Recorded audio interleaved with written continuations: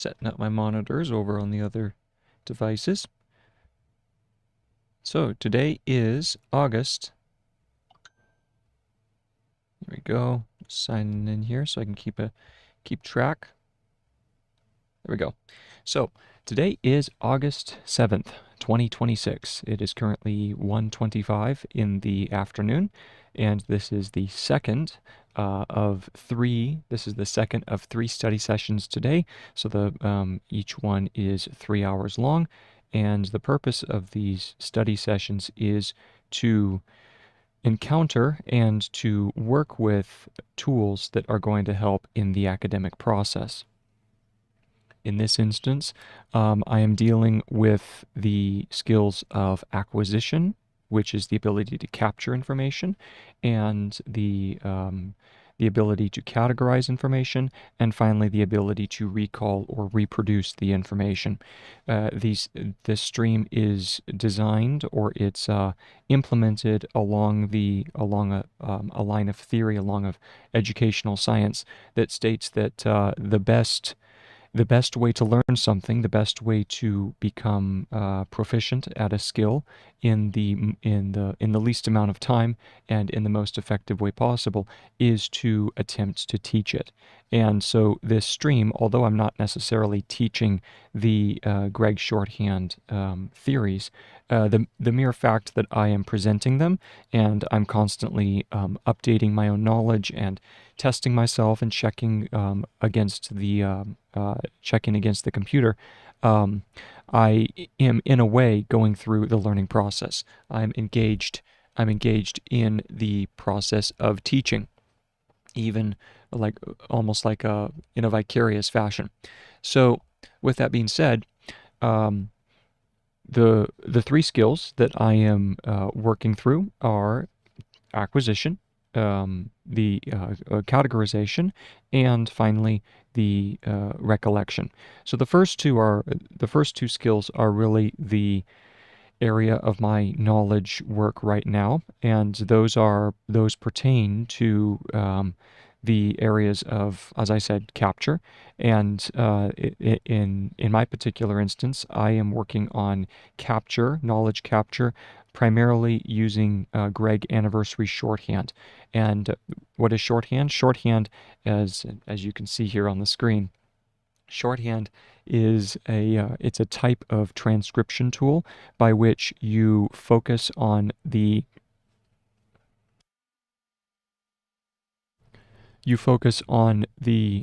phonetics of communication, the sound of speech. You don't follow what's called orthographic. Orthographic principles are those principles that usually have emerged from some sort of parent language, be that in English, for instance, orthography is governed by languages like Latin, Greek, German, Anglo-Saxon, French, even older Indo-European paradigms, Spanish, so on and so forth. And each of those different language families, language groups, is going to it's going to determine it's going to control the way that we order the alphabet, the characters of the alphabet. And that's how you get all the different variations in spelling and some of the weird and quirky elements of English. Those come through orthography. Shorthand is concerned only with the sound of speech, only with the sound, and so therefore it has a much more condensed understanding of the language. And once you learn these phonetic strokes, where each stroke represents one and only one sound, you can then reproduce the language. Now, Gregg shorthand, like most shorthands, to be honest, goes one step further, and it states that not only are we able to remove unnecessary letters by the use of phonetics, but we also have the ability to further truncate the language and further compress the message by using specialized strokes and almost like little keys, if you will, or code symbols for the frequently used words. So words such as or it, and, the, to, would, can, have, all of those words which are they're common usage, they are further truncated, which means that it's even further compressed, means that your speed can increase even more, and you can reduce the amount of writing.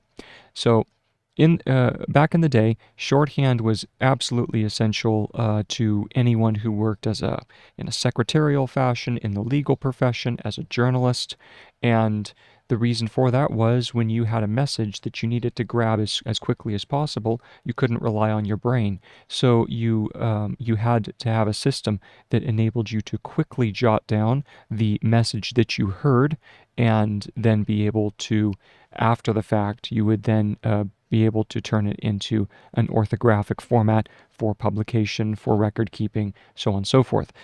So that's the origins of shorthand. It's a very old, very old system. There are systems dating back to the times of the Greeks and the Romans, and possibly even earlier than that. As long as we've had a writing system, we have undoubtedly had a shorthand understanding of the language as well. Speed has always been paramount. In the current day, it is unnecessary to work with speed, or work with the aspect of shorthand that requires speed. Machines are so much better. If you are thinking that you want to learn shorthand because you're going to go faster, good luck. And my advice is to quit. There's no value in the speed of shorthand anymore, but there is value to be had in the fact that you are able to transmit the same amount of information with less effort. This means that you can potentially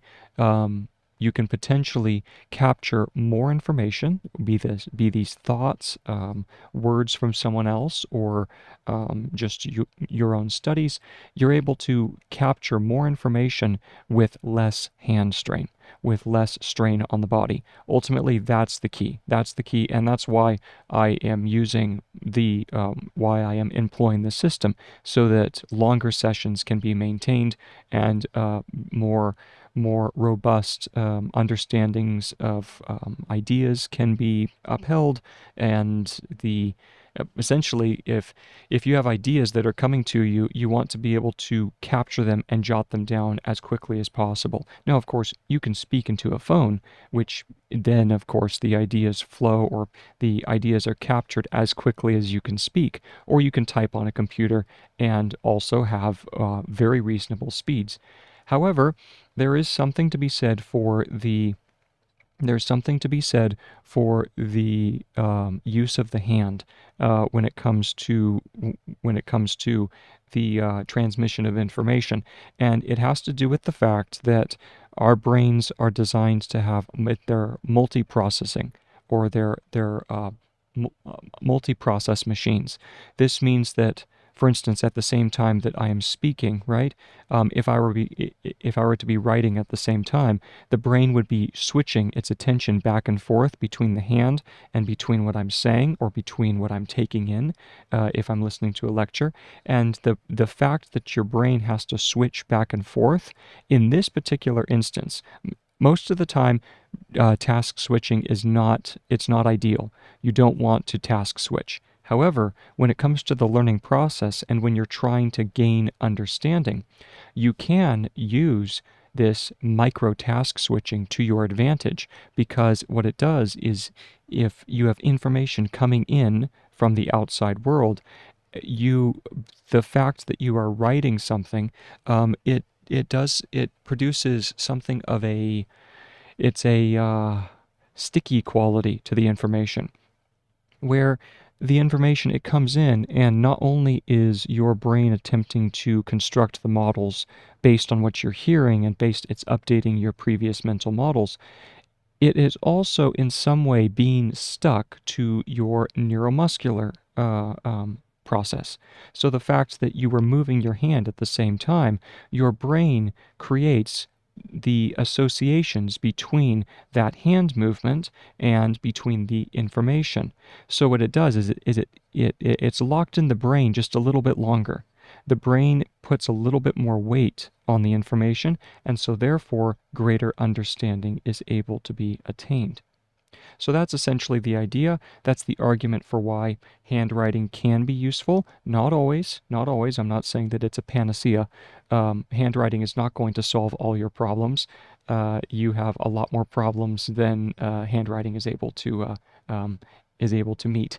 But wherever possible, the handwriting should be used to this advantage. It does have great benefits and has been proven scientifically to promote understanding. Okay, so definitely something to consider.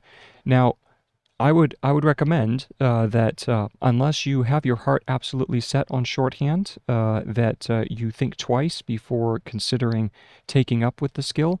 Um, it is not going to necessarily make your life easier, especially in the short term. Don't think that you can have a viable skill or a viable tool at your disposal for at least 6 months to a year. That's how much time it takes to really begin to understand the system. Now, of course, you can do like I'm doing right now, which is I am in some way shortchanging that process, or compressing that process.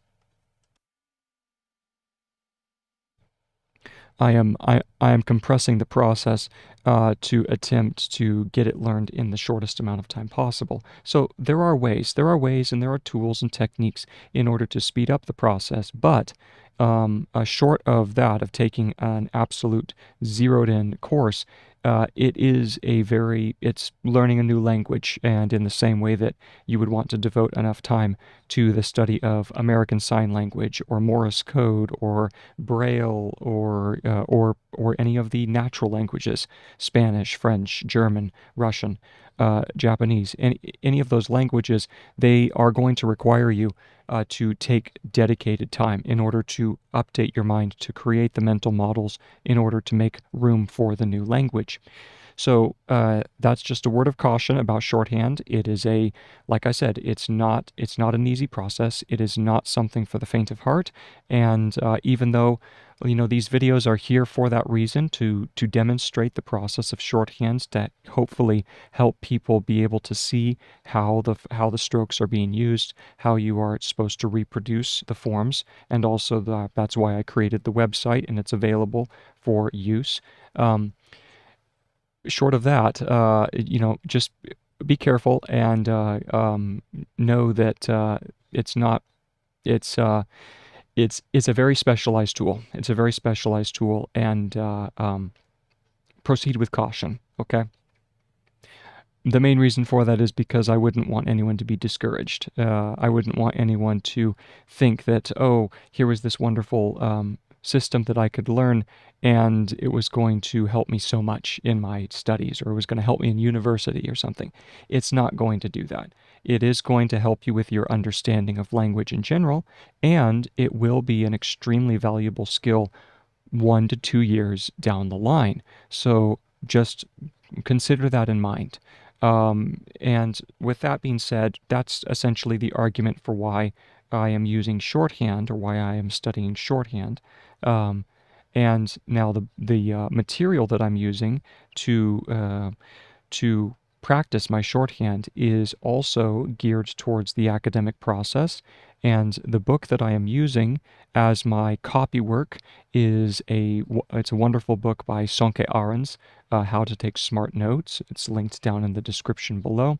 And it's a book about how the information that we take in, if we want to do something useful with that information, like a craftsman, if we are a craftsman of ideas, then we want to have a good, solid grasp of the information that is presented to us. So what we do is we try to convert ideas that we encounter in this world. We convert them into little 1 to 2 sentence segments, 1 to 2 sentence bites, if you will. And we can put them on a slip of paper. They're in our own words. They are derived from, or they're inspired by, the things that we encounter, the things that we study, the things we research. But we wrote them in our words. And once you write them in your words, you are then able to create a network of these ideas that you have gathered over the course of your research.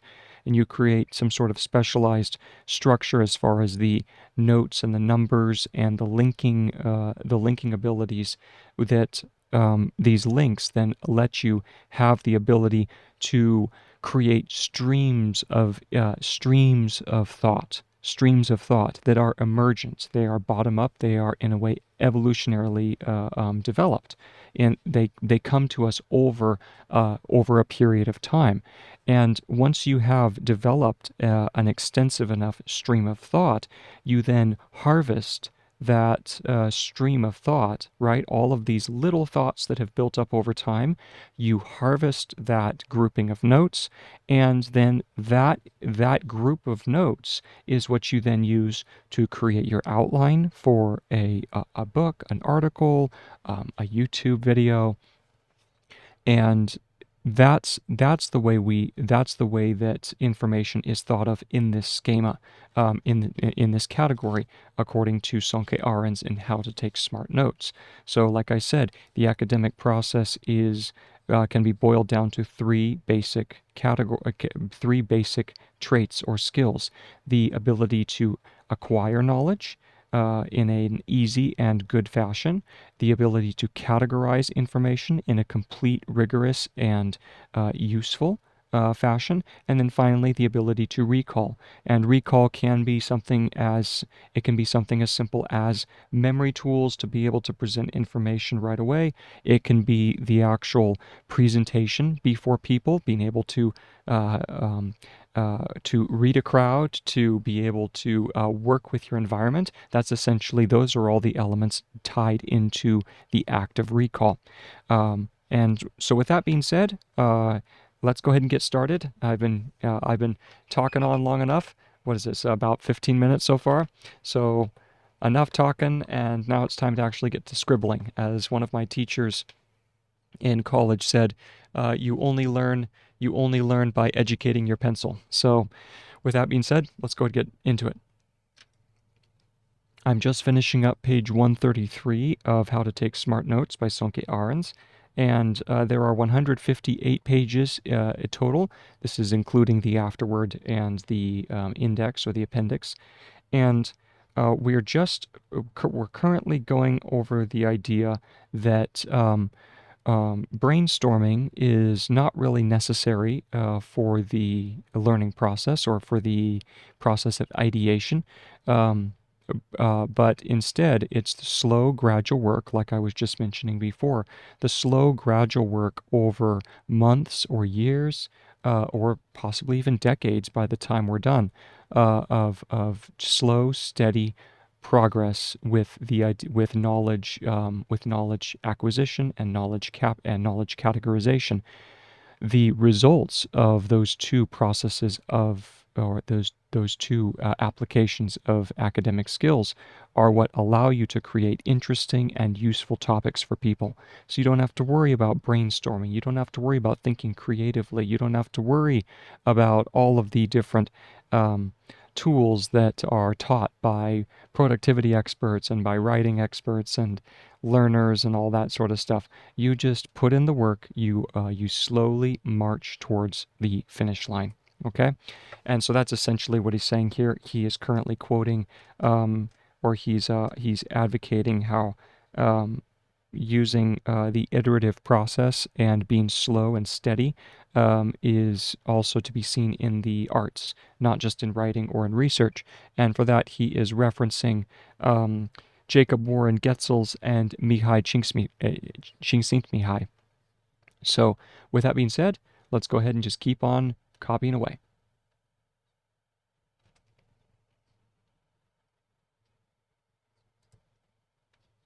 Okay, so we were on Mihai Csikszentmihalyi. There we go. Let's go ahead and fix his name. Csikszentmihalyi. So we go Csikszentmihalyi. Okay, go turn the volume. Okay, so that is Csikszentmihalyi.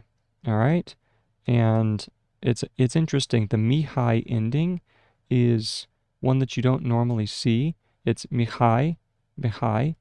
So it's borrowing from the idea of high, which is normally at the beginning, right? So like saying high, like something is high, it's that symbol right there. It's the diphthong with a circle. And so that's essentially what we're using here at the end of the word for shing synth mi high. Shing synth mi high. Okay? Now, with that being said, Mihai, shing synth Mihai showed that this is also true in art. So we're going to go showed that this is also true in art. Is also true in art. Period. No, colon.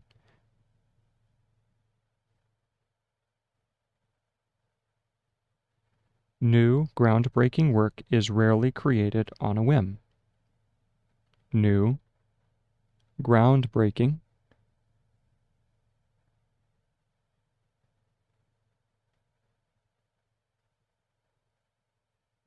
work is rarely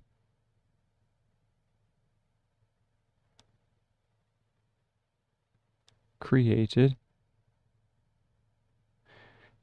I think this one, the A, it's on the inside. If it's just instead of creative, so it goes on the inside of the curve. Let's go ahead and check and see if that is correct. And it's also a case where we need to change the dot into a dash, I believe. Yes, that's created. Let's go ahead and check and see if that is correct. Yes, created. Good, good. Is rarely created on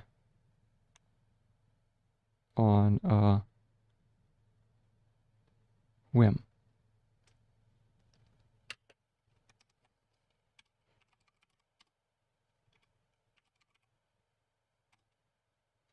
Correct.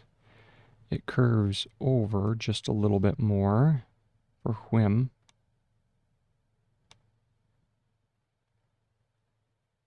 There we go. By some accidental artist who believes himself to be amazingly innovative. By some accidental artist. By some accidental. This is going to be accidental. Accident,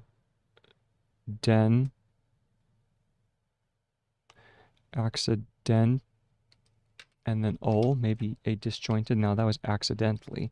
So accidental. You do have to connect it. So axa, and then it's a double S.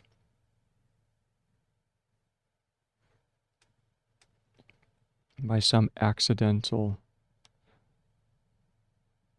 artist who believes himself to be amazingly innovative. Who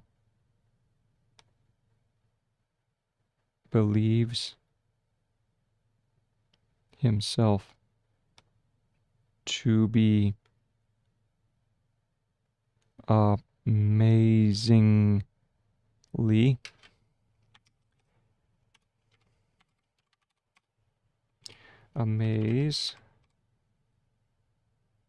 that's amazed. So we need to add amaze and then amazingly. So amazingly, both those terms need to be added to the dictionary. And what did I do with the other paper that had? Oh, there it is. To keep track of these. We're slowly building out. One of the beautiful things about having been so intensive in adding a lot of these words to the dictionary is that the rate at which you find new words, it slows down. So, I mean, that's nice. But we do have to add amaze and then amazingly. Okay. And amazingly is simply adding the circle to the end of the word. So that would be amazingly. Okay? Now, the S is more centralized, like that. And this would be amazingly. Okay? Who believes himself to be amazingly innovative. And innovative. Innovative. Let's check. I know I just did this before lunch. Correct. Good. Innovative. Go ahead and give it just a little bit more of a, like that. Innovative. Period. On the contrary. On the contrary. And I think is it re? Yes, and there should be just a little bit more of a spacing between them. So we go contrary. On the contrary, colon. The more time an artist devotes, the more time an artist devotes, and devote is maybe it's this. Devotes, unless it might be different. Let's see here. Nope, that's correct. Good. So we do need to get rid of that little O at the bottom, and we just swoop up. So we go devotes. The more time an artist devotes to learning about an aesthetic problem, devotes to learning about an aesthetic problem. Now, aesthetic is A-S and then K, I believe. Aesthetic. Oh, now it could be A-S-T. So let's check that. How do you spell that? A-E-S. There it is. So we do need to have E-S, aesthetic. So it's using the circle paradigm, but you have to have the TH first. So that's the aesthetic problem, quote, problem, unquote. The more unexpected and creative his solution will be regarded later by art experts. The more unexpected and creative. The more unexpected and creative his solution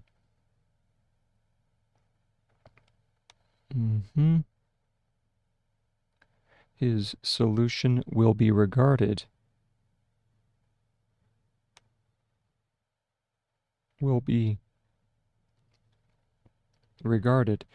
later by art experts. Later by art experts. And that was Getzels and Csikszentmihalyi. So that's Getzels and Csikszentmihalyi. So Csikszentmihalyi. Okay, 1976. Very good. So that is the end of that paragraph, and now we go back and we reread that section. So let's go ahead and first I'm going to get a little sip of water.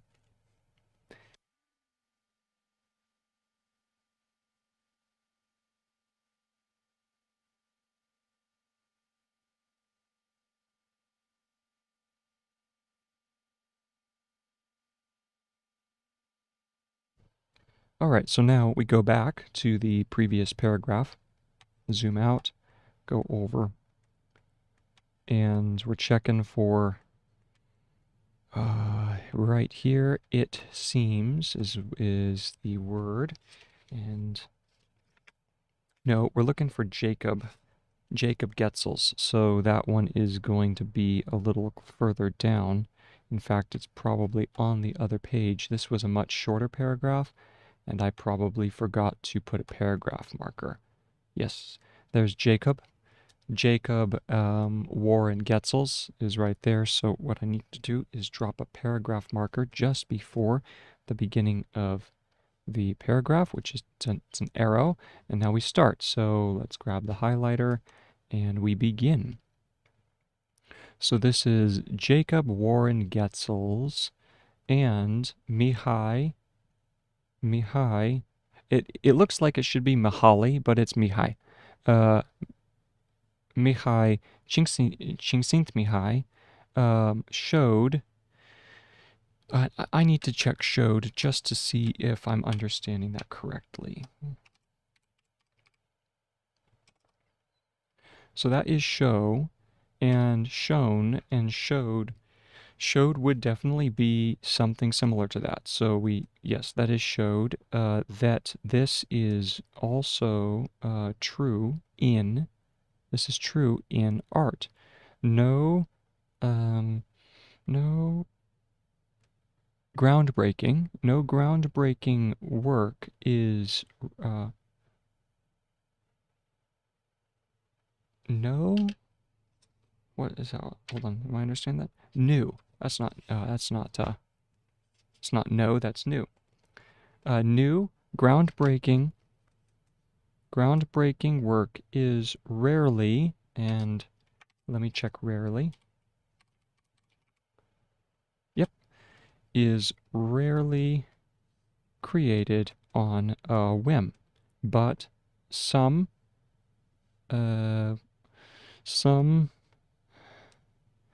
by some accidental artist who believes himself to be amazingly innovative. On the contrary, the more time an artist devotes to learning about an artistic or about an aesthetic problem, the more unexpected and creative his solution will be, regarded later by art experts. And that one was Getzels and Csikszentmihalyi, 1976. Moving on. If open-mindedness is all that is needed, so here we go. If open-mindedness,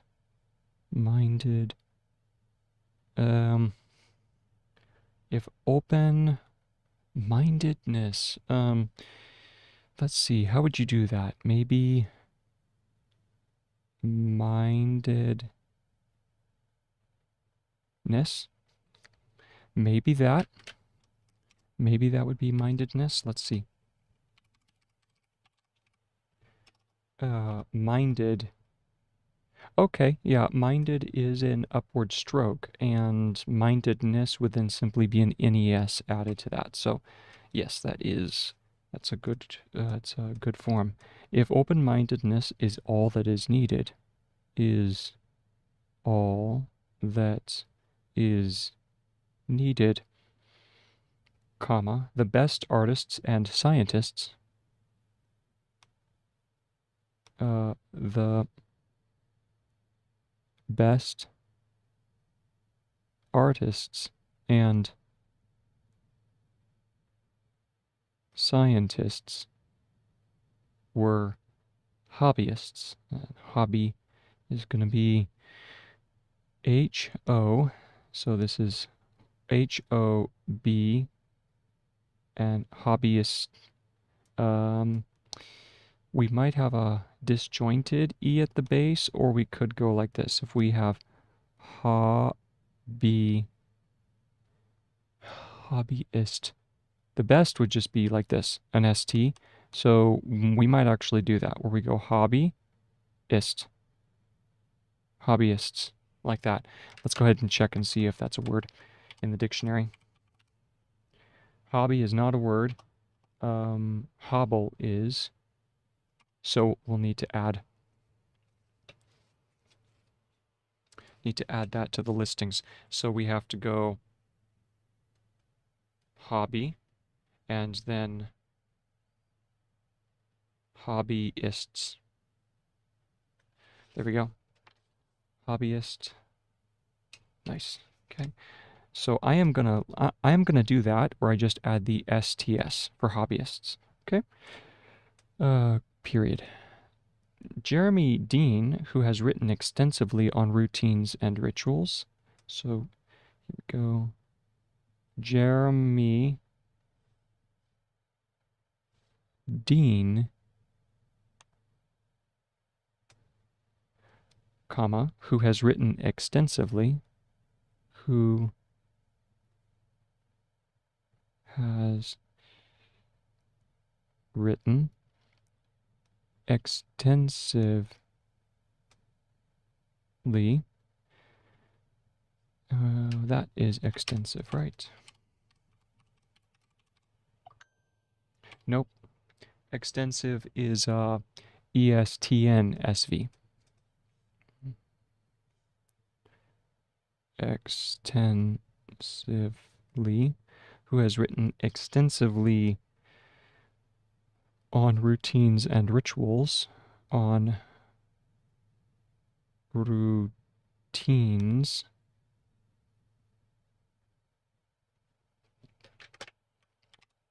let's see if that's routines. Yes, a little bit more of a curve in the T.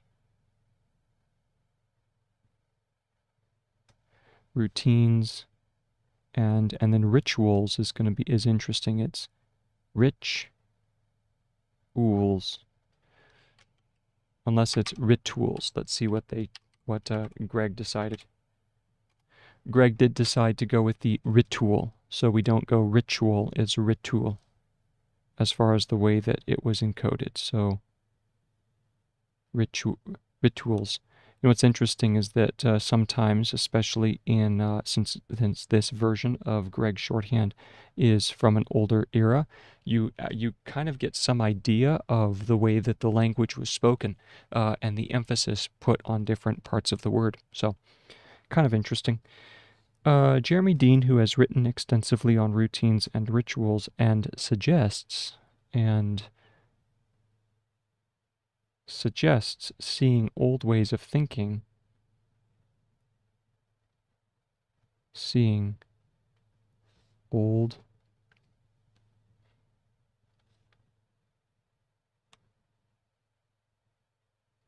ways of thinking as thinking routines,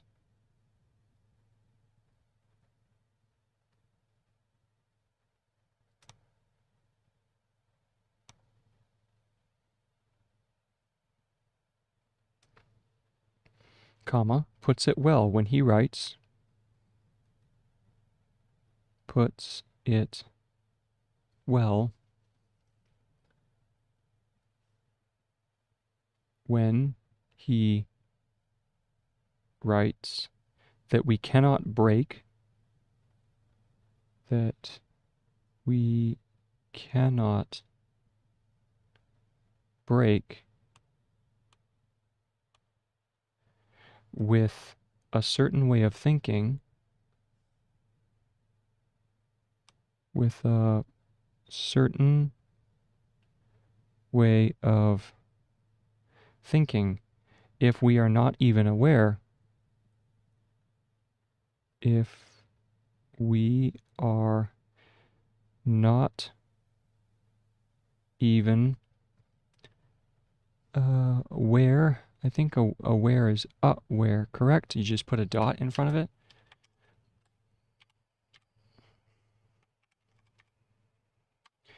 Nope, it's just where. If we are not even aware that it is a certain way of thinking, that it is a certain way of thinking. That was Dean 2013.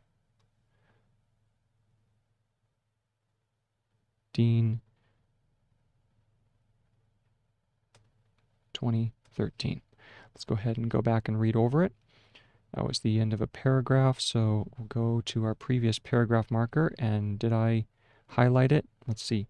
It was 1976, and I failed to, so we need if open-mindedness. So let's go ahead and drop another paragraph marker, and we begin. If open-mindedness is all that is needed, the best artists and scientists were hobbyists. Jeremy Dean, who has written extensively on routines and rituals, and who has written routines and rituals, and suggests, oh, there we go, and suggests seeing old ways of thinking as thinking routines, puts it well when he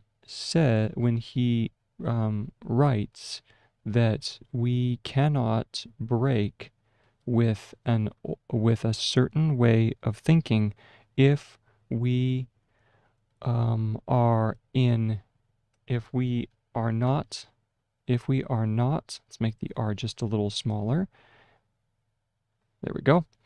If we are not even aware that it is a certain way of thinking. And that was Dean 2013.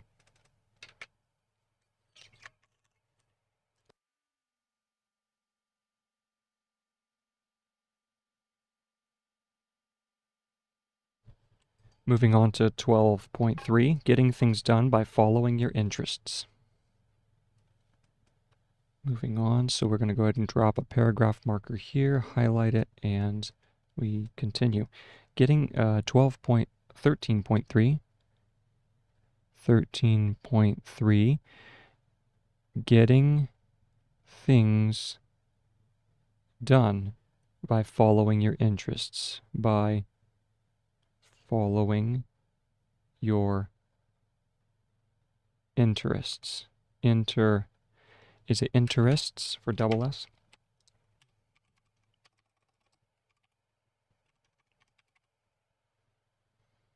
Interests. No. We probably interests, and then yes, I would do two S's under that. In fact, I'm going to add that to the dictionary.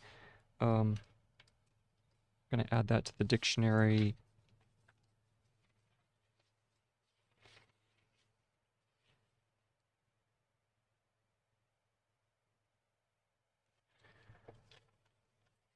Because it's kind of a specialized idea.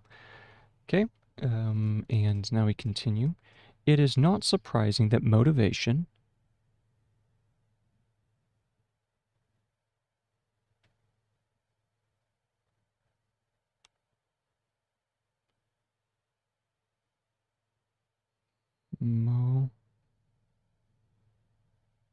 motivation, so this is motivation,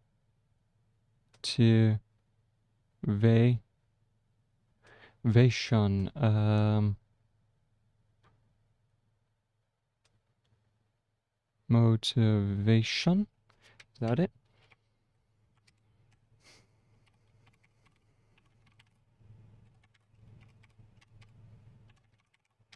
Come on.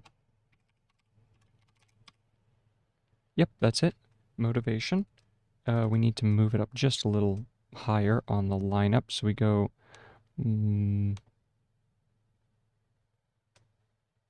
that motivation is shown to be one of the most important indicators, is shown to be one of the most important indicators. So this is indicators.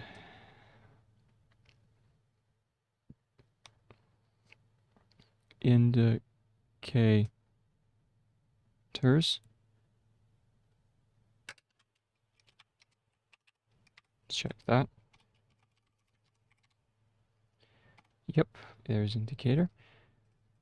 Most important indicators for successful students. For successful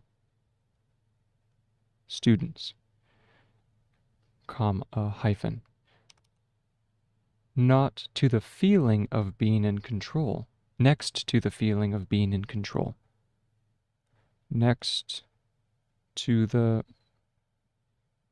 feeling of being in control of one's own learning course, of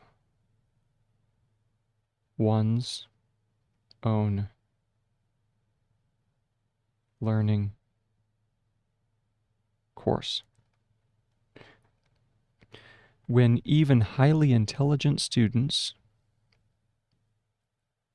when even highly intelligent, right? Go intelligent,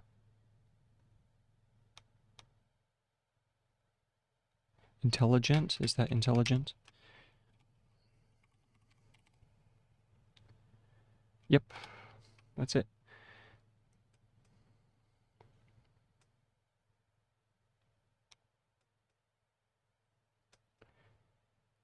When even highly intelligent students fail in their studies, it is most often because they cease to see the meaning. It is most often because they cease to see the meaning in what they were supposed to learn. In what they were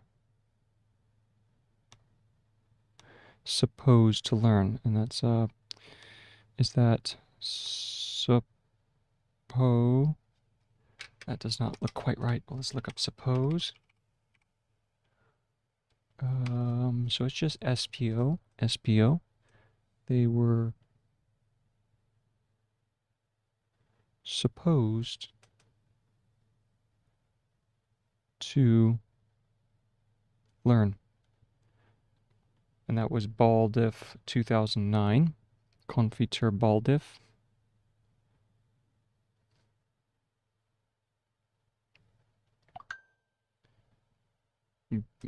Baldiff or Baldoof. Okay. Baldoof 2009.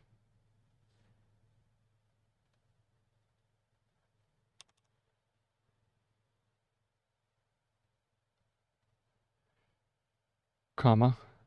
Are unable to make a connection to their personal goals. So these are multiple points. So are unable, are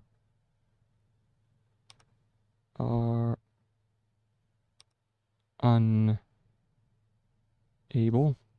enable,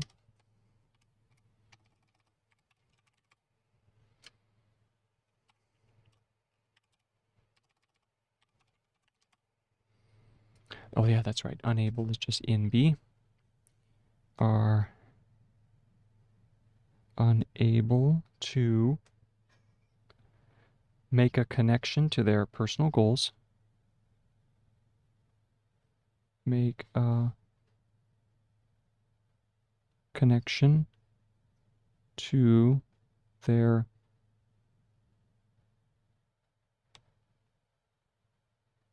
person and personal is the same, right? Yes. Their personal goals. That was Glenn et al. 2009.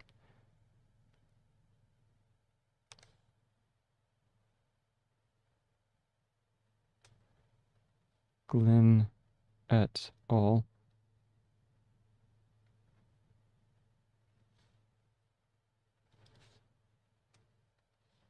2009, or lack the ability to control their own studies, or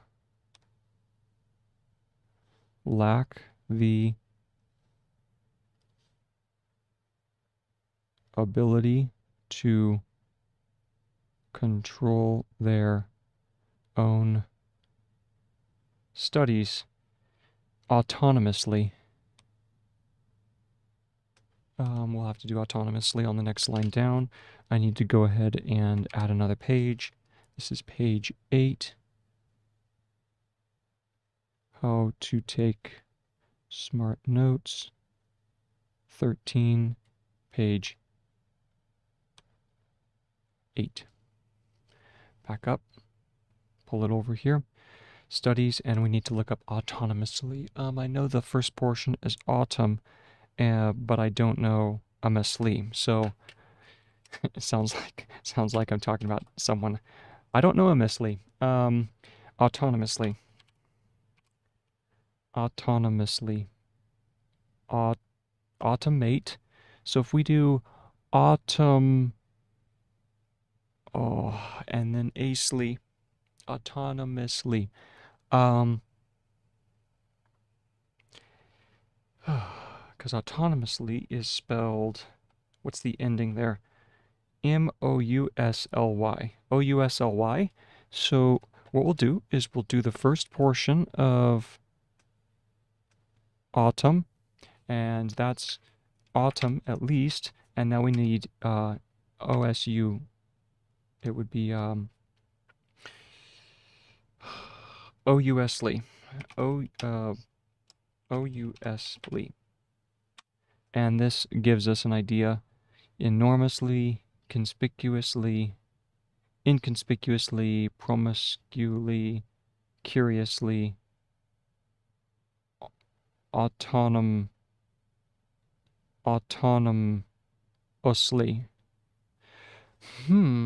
Okay. Autonomously. So maybe if we do a curve underneath, that would work. So we go autumn usly.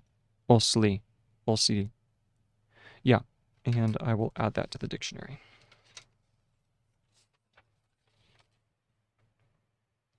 Autonomously.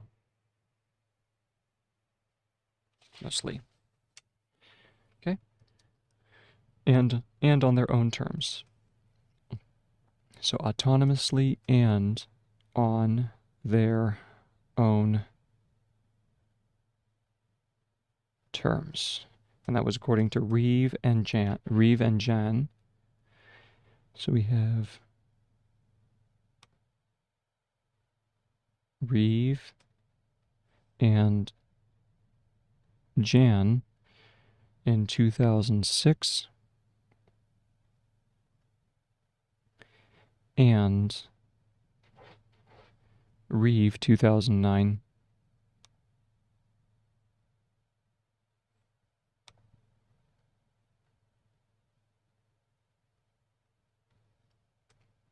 Good.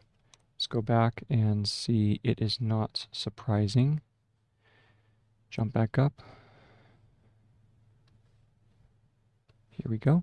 It is not surprising that motivation is shown to be one of the most important indicators for successful students, next to the feeling of being in control of one's own learning course. When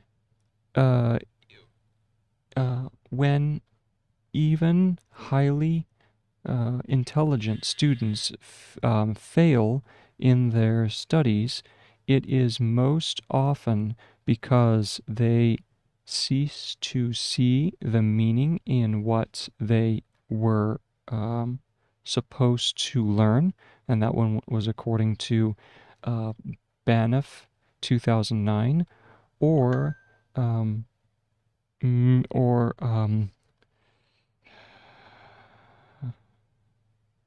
or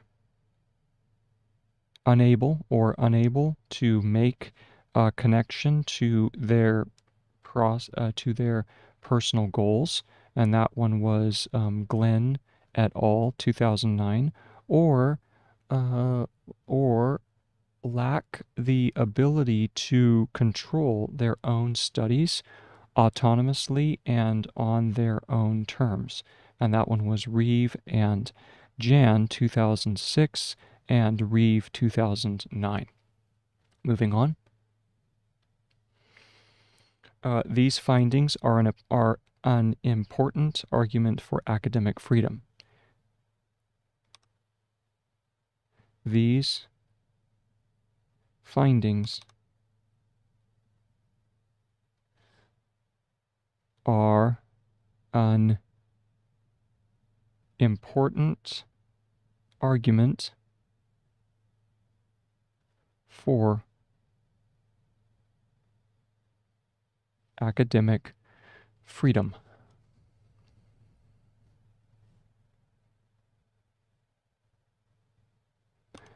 Flips and under, so we go freedom. Period. Nothing motivates us more than seeing a project. Nothing motivates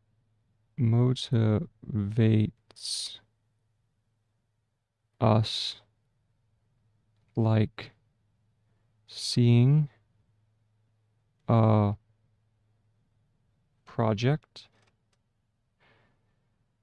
we can identify with moving forward. We can identify, this is identif.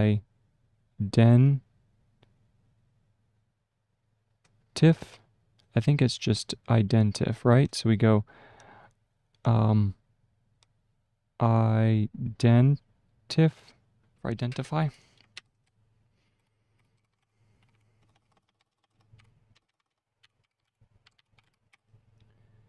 Yes, a little bit more equality between the ident and the tif.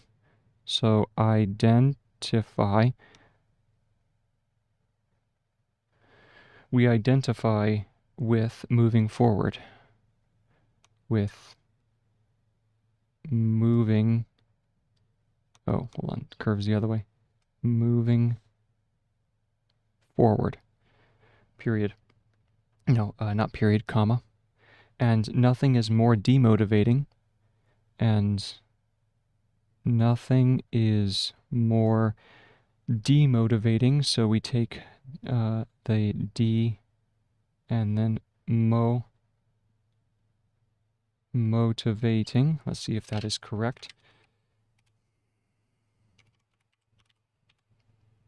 Demotivate is not in the dictionary, but I know motivate is. Okay. Demotivate, yep, and so we just added demotivate. Demotivating. Then being stuck with a project. Then being stuck with a project that doesn't seem to be worth doing. That doesn't seem to be worth doing. period. These findings aren't important, so let's go back up to the previous paragraph. Please tell me I dropped a paragraph marker, didn't I?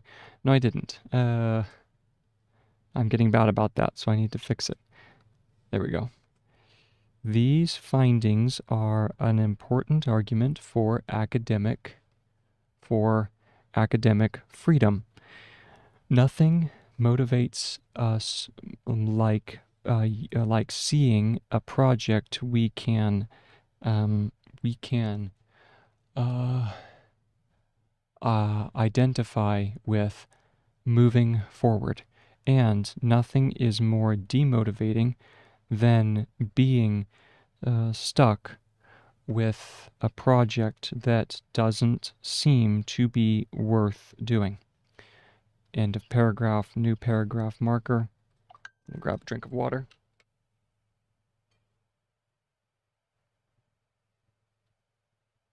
Okay.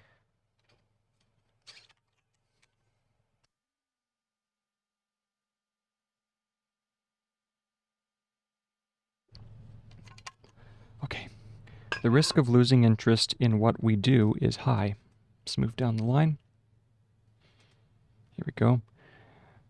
The risk of losing interest is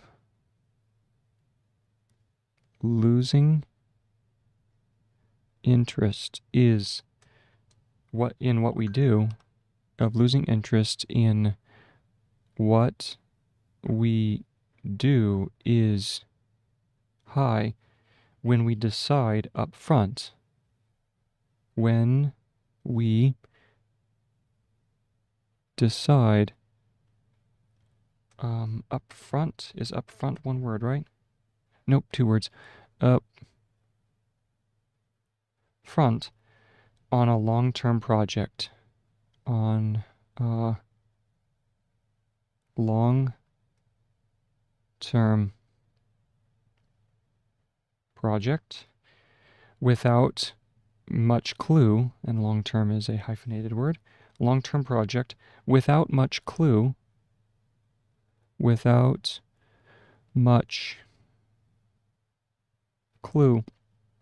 about what to expect,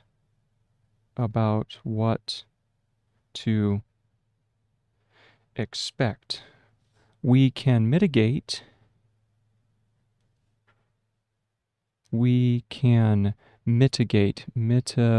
going to be miteg, maybe, from, no, probably it has to be mitigate, or even gate. Let's take a look. Nope, just miteg.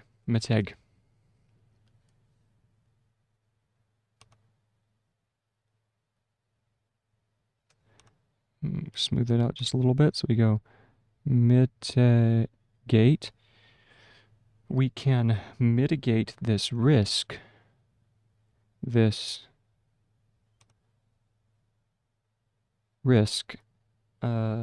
considerably, and considerably is cons blee, right?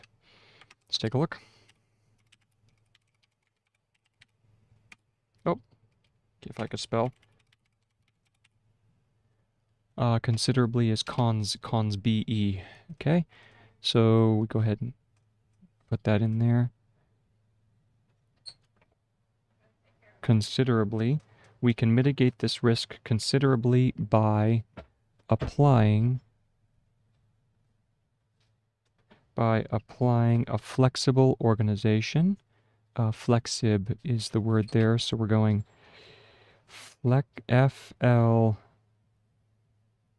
flexible. Let's go ahead and see if that's correct. Nope.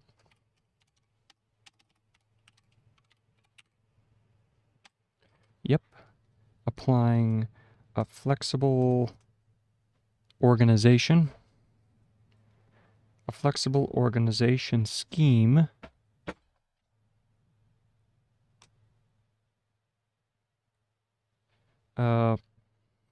that allows us to change course that allows us to change course whenever necessary. Whenever necessary. There we go. So let's go ahead and read back over that. And we start at this point. The risk. Okay? The risk of losing interest in what we do is high when we decide up front on a long-term project without much clue about what to expect. We can mitigate this risk considerably by applying a flexible organization scheme that allows us to change course whenever necessary. Next paragraph. Highlighter. And we go. If we accompany every step of our work with the question, so if we accompany every step of our work with the question, every step of our work with the question, colon, what is interesting about this? Quote, what is interesting about this? Close question, that's the end of the quote, and everything we read with the question, and everything we read with the question, comma, quote, what is so relevant about this? What is so relevant about this?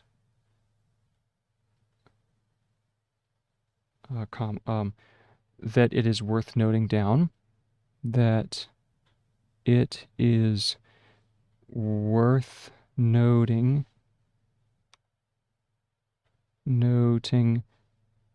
down, question mark, close quote. We do not just choose information according to our interest. We do not just choose information according to our interest. According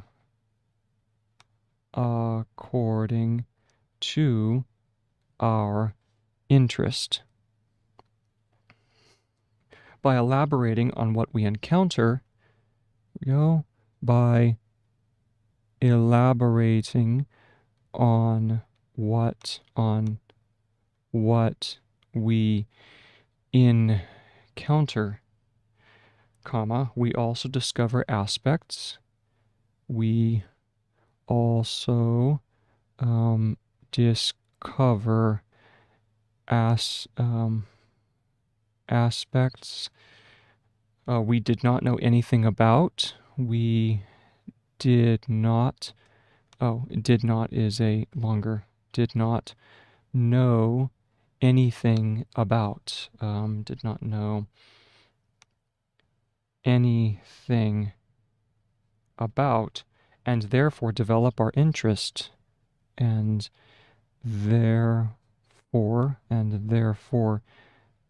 develop our interests, and interests again, interests along the way, along the way,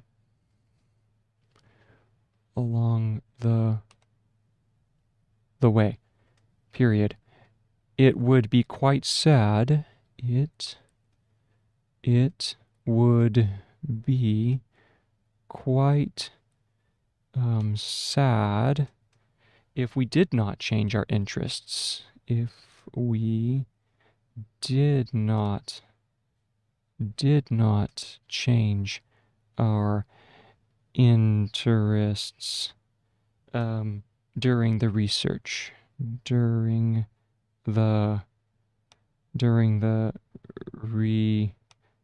research period, and that's the end of that paragraph. So now we go back and we check it. Oh, if we accompany every step, we go back to the previous paragraph marker, which is here, and we start. Here we go. If we accompany every step of our work with the question, what is interesting about this? And everything we read with the question, what is so relevant about this that it is worth to noting down? We don't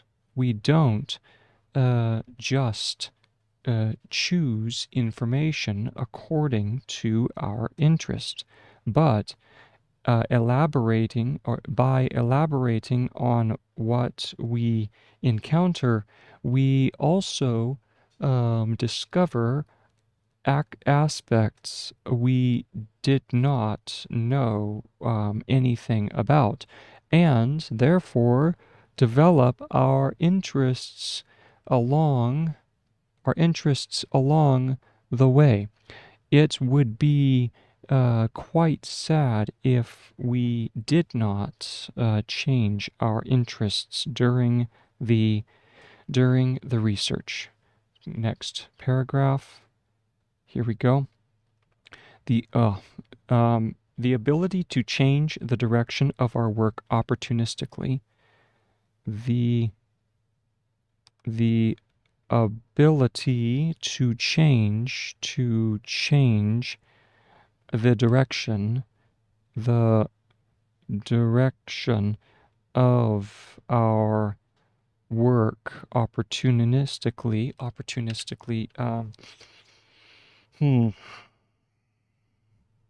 I'll bet you it's not a word in the dictionary. Opportunist. Okay, so we have opportunist, and then K-E would probably be Cully. So if we go opportunist and then Cully, our work opportunist and then Cully.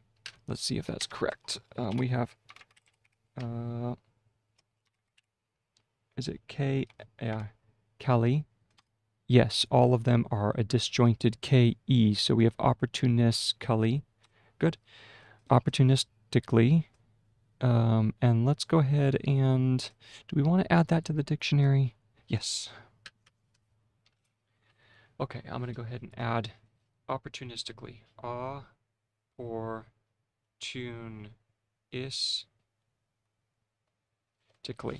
Okay, that's been added to the dictionary. Okay, is a form of control that is completely different. So let's move this over. Opportunistically is a form of control that is completely different. Yep, that is completely different from the attempt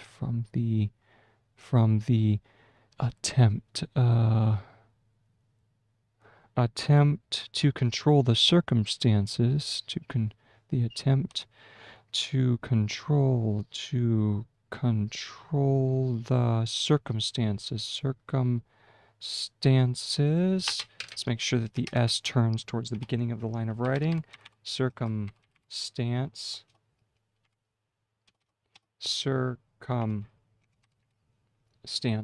Okay, it curves away. Circum is like, what was the other one? Circum is like super. So both of them turn away. No, circum and self. So we need to turn the S here. Circumstances, by clinging to a plan, by clinging to a plan. To a plan. Good.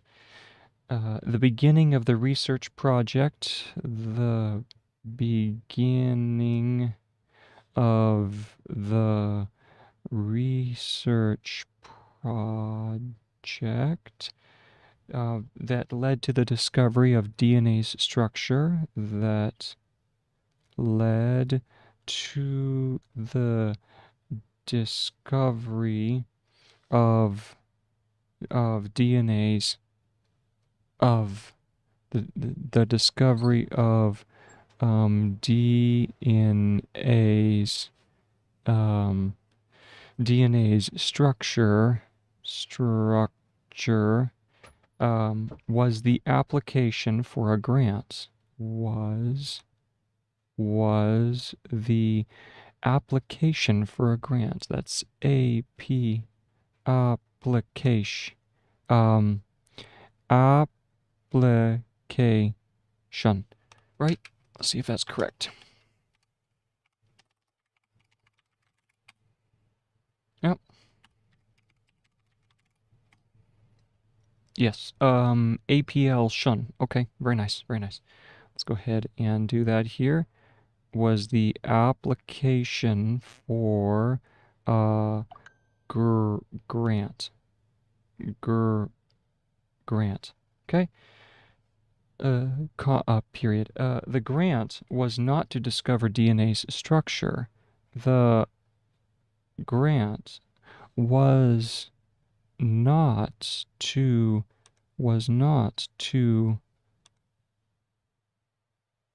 discover DNA's structure,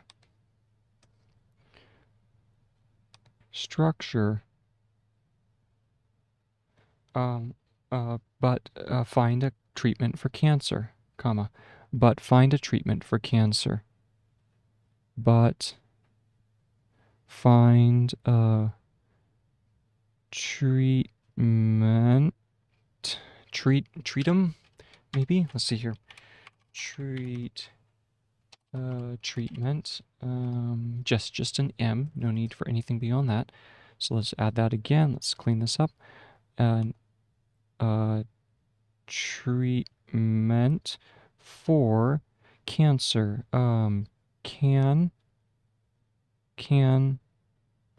Sir. See if that's correct. Yes, good. Maybe clean it up just a hair. So we go cancer, like so. Okay. If the scientists had stuck to their promises, if the scientists had stuck to their promises,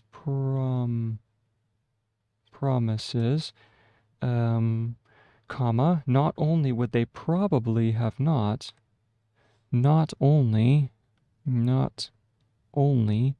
would they probably not have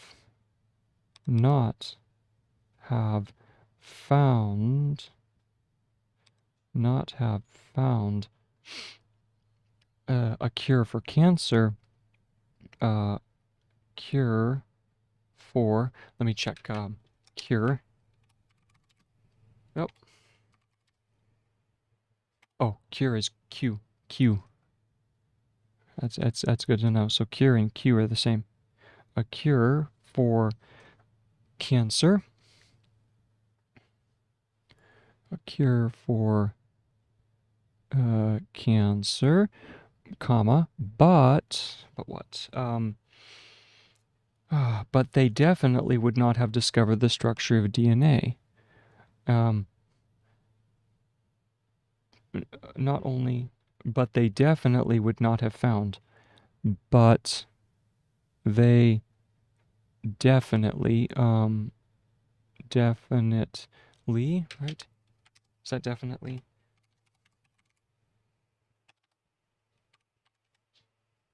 Yes. Just add the E to the end for definitely. So we go definitely would not have discovered the structure of DNA. Definitely would not have discovered the structure, discovered the structure of DNA, period. Most likely they would have had lost interest in their work. Let me add another page below this. So this is page number, page number 9, how to take smart notes, chapter 13, page 9. Okay, back up we go. Okay, so there's DNA.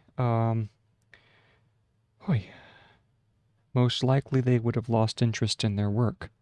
Most likely, comma, they would have lost interest. They would have lost, and it's lost. No, it has to be ST, I'm pretty sure. We'll do it and then we'll check. So we have lost. Let me see. Yep, they would have lost, and the T is a little bit smaller, so they would have lost interest in their work. Period. Luckily, they did not stick to their plans, so we have luckily, so that's luckily. Let's see if that's correct. Okay, so with this one, we actually do add the E. Okay. Oh, and we change it into a loop, maybe?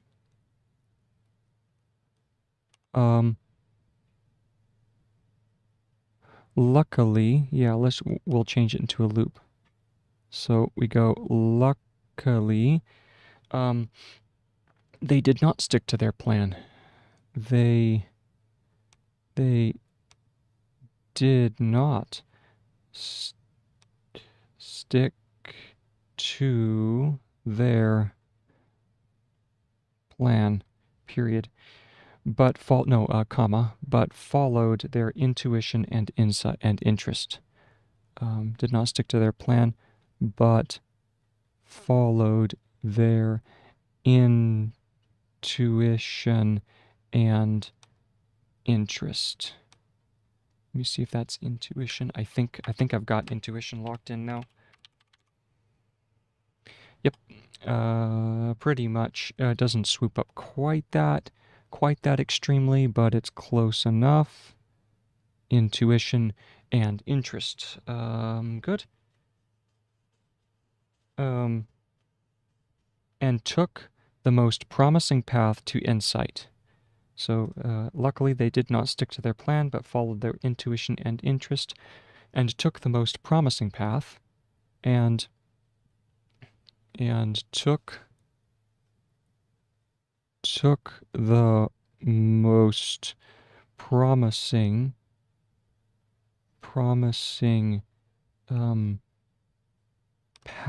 path. Is it that? No, that's that is. Oh, what is path? Is it that? Let's see. Oh yeah, it's that. Okay, good.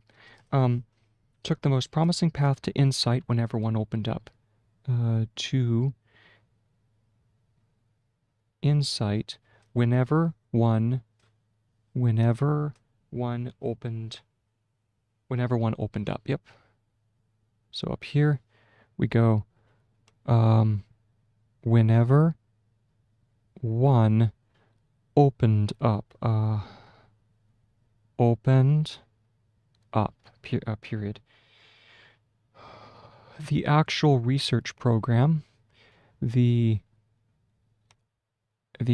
actual research program developed along the way. Developed along the way, and that was according to Reinberger.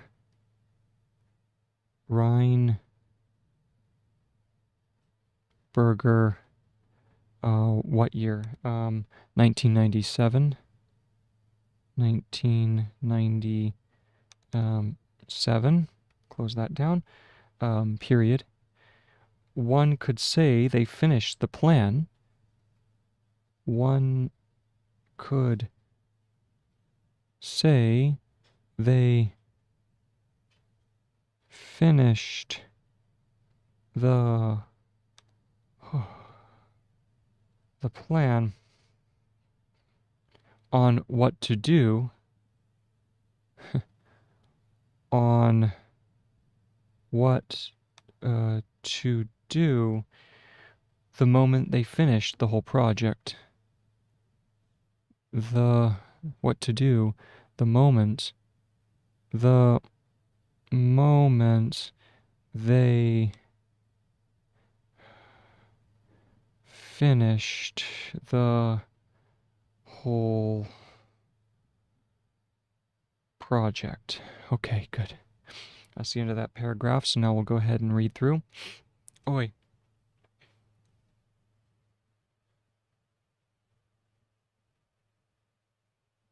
Oh, does it? Sorry, Seagriff. Let me see. Let me go over to the dictionary here. Oh, you're completely right. You are completely right. Let's go ahead and fix that. So that one was opened, which is here. Thank you for that. Opened. There we go. All right, so now let's go ahead and start reading through.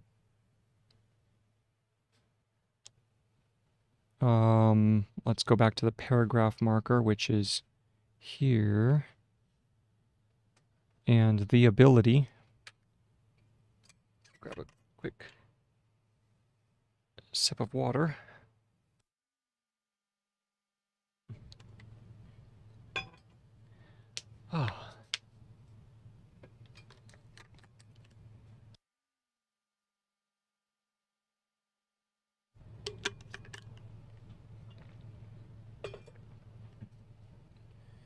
Okay, so let's go ahead and start reading through. The ability to change the direction of our work opportunistically is a form of control that is completely, is that completely? Let's check that out. See here. Yes, completely. Which is completely, where was that? Here it is. Completely different from the attempt to control the circumstances. Circumstances by clinging to a plan. The beginning of the research project that led, let's clean up that E for led, that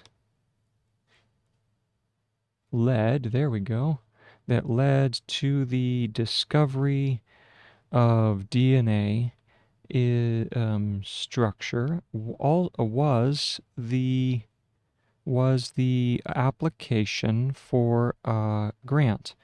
The grant was not to discover DNA's structure, but find find a treatment for cancer. If the scientists had, I gotta put this here, the aspirate, had stuck to their promises, not only would they probably not have found a cure for cancer, but they definitely would not have, really should be, not have, should be up phrase. There we go. Would not have discovered the structure of DNA. Most likely, they would have lost interest in their work. What is that? That is luckily. Yes, luckily they did not stick to their line. Luckily, they did not stick to their plan, but followed their intuition and interest, and took the most promising path to insight. Whenever one opened, and thank you, Seagriff, opened up. The actual research program, developed, developed, yes, it's a disjointed D, right? Let's see.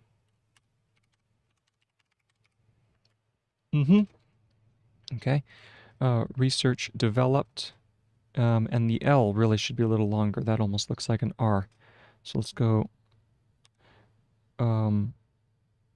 developed. There we go. Developed along the way. And that one was Reinberger, 1997. One could say, let's go ahead and fix this here. We need to, the S is a little bit wonky. There's say. Say they finished the plan on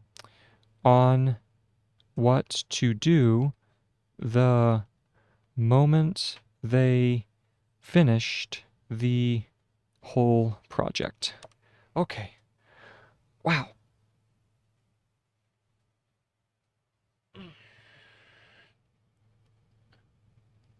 Oh, okay. Next paragraph.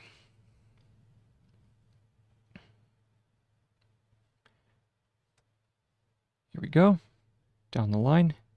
The ability to keep control over our work. The ability to keep control over our work and change course and change course if necessary, if necessary, is made possible by the fact, is made possible by the fact that the big task of writing a text, by the fact that the big task of writing text, and that's the unquotes, writing a text is broken down into small concrete tasks.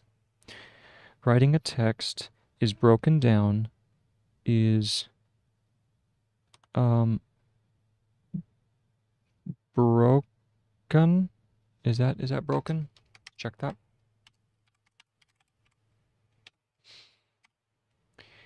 Yes, and it's not brokened, it's broken. Is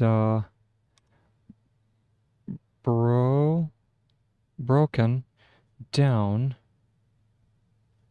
into small concrete tasks, into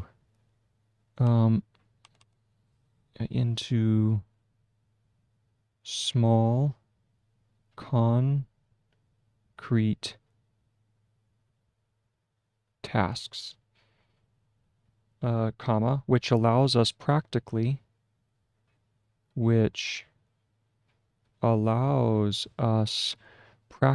so that's practic and then disjointed L, I believe, for practically.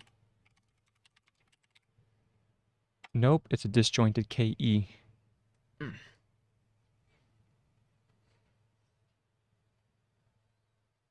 Practically, which allows us practically to do exactly what is needed. Practically to do exactly what is needed at a certain time, at a certain time, and take the next step from there. And take the next step from there. Period. It is not just about feeling in control. It is not just about feeling in control. It's not just about feeling in control, comma. It is about setting up the work. It is about setting up the work. Setting up the work in a way that we really are in control. In a way that we really are in control. We really are in control. Good. Period. And the more control we have, and the more control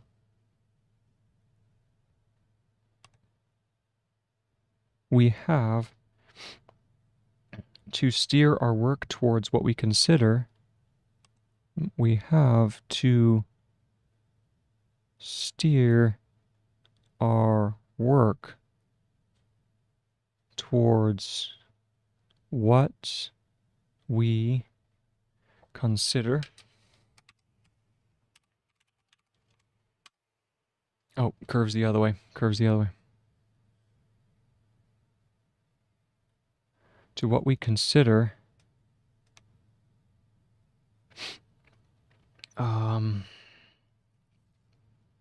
to what we consider interesting and relevant, what we consider interesting, oh, curves the other way, interesting and relevant,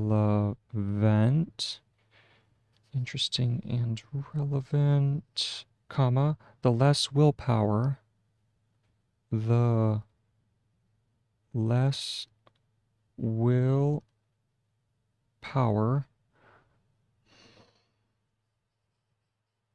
we have to put into getting things done. We have to put into getting things done. Period. Only then can work itself become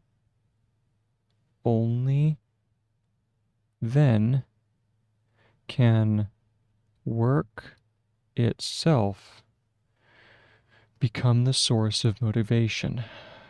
Become the source of motivation.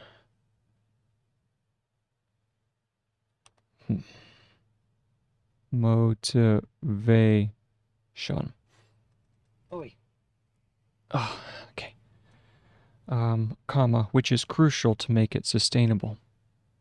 Which is crucial to make it sustainable. That's oh yeah, this is the one that goes sustun. So it's it curves in towards 10 and then bull, right? Sustainable. Let's see if that's correct. Sustainable. Yes, that is correct, and the T needs to be just a tad longer. Okay, let's go and fix that. STN. There we go. STNB. Good. All right, so that's sustainable. Period. And now we have a block quote under that, so before I go on. Oh, really? Oh. Have I been doing it wrong this whole time? If so, then that's funny. Oh, Seagriff, it is so nice to see you in here. I have been doing become as BKM for the longest time. I tell ya. Oh, thank you. I will definitely change that. In fact, what is it? Let's go back to the paragraph and I can change it as I go in. Let's go to the ability. Yeah, so we'll start here, and where was become? Ah, I see it. So let's change that up. Oh, Seagriff, you are the MVP for sure. Coming in clutch. Huh.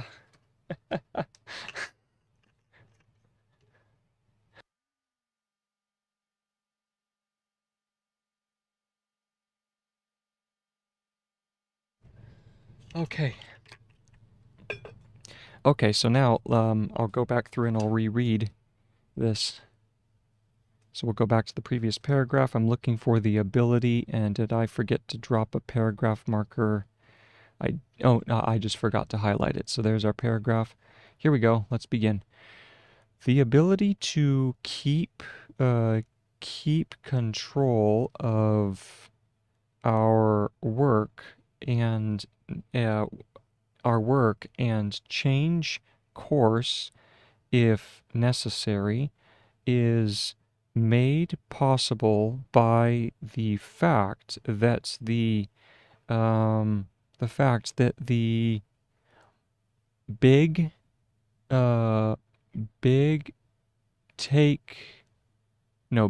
what's that? The big task. The big task of writing a text is broken down into small, concrete tasks, which allow us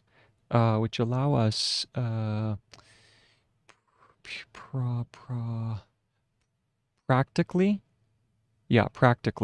and if that's practically, then that is way too long, so I need to move that down. There we go. That's more like practically. Practically, to do exactly what is needed at a certain time, and take the next step from there. And take the next step. Is it step or steps? Oh, small concrete tasks. Wait, did I jump? Broken down into small concrete tasks. Okay, I did have that. And take the next step from there. Okay? It is not just about feeling in control. It is about setting up the work in a way that that's a little bit too corpulent for a we. There we go. We really are in control. And the more control we have to steer our work towards what we consider interesting and relevant, the less, what is that? The less willpower we have to put into getting, and same thing, the getting, that's like getting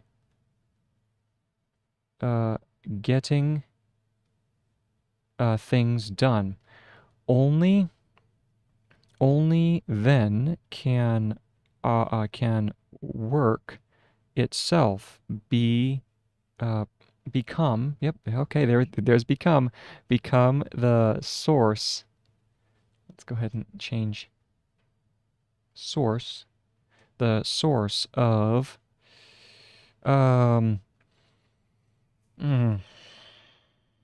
motivation. It's motivation, which is crucial to make it sustainable. Oh, okay. Very nice, very nice.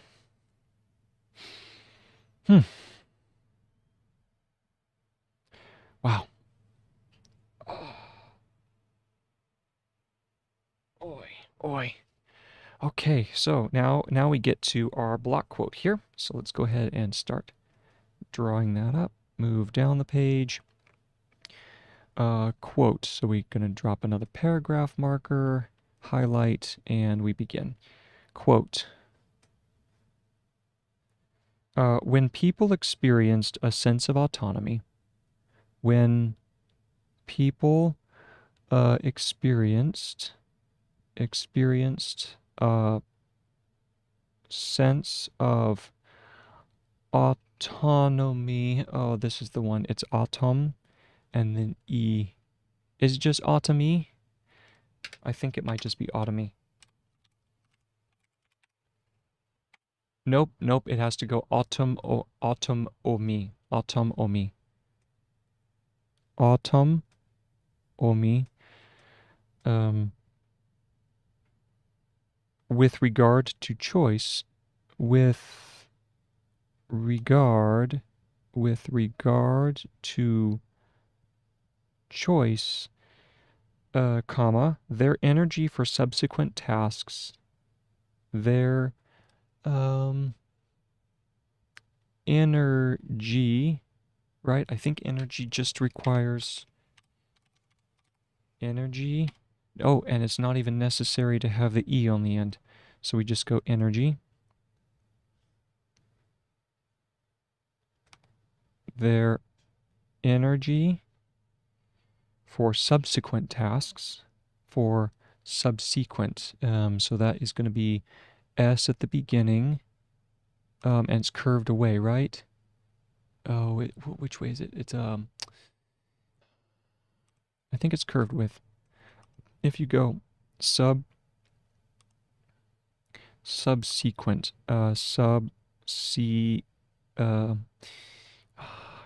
is it coent or just Kent? Subsequent. Let's see.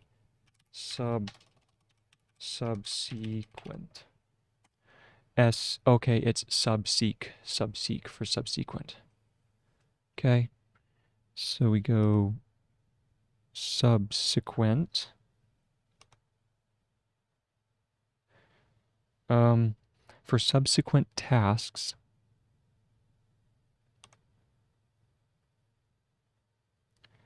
was not diminished. Was not, and then diminished is going to be dim-ished, and then a T. Let's see if that's correct. Diminished for diminished. Nope, it requires the E inside. Oh, and that makes sense because it's diminished. You have to push the emphasis on that second syllable. It's not diminished.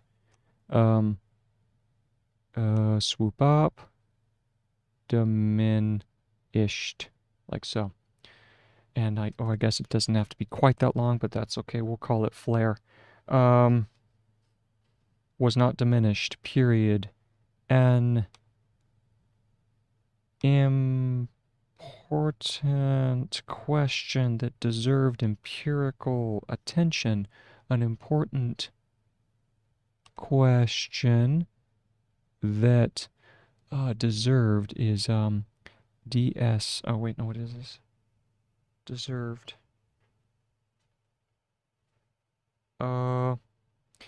Is this one just, is it just a simple phonetic? We go DS, DSR, DSER. No, that does not look correct. Wait, what is serve? Isn't serve just this, right? So if that's the case, then it would be, no, that's not right. Let's go check it.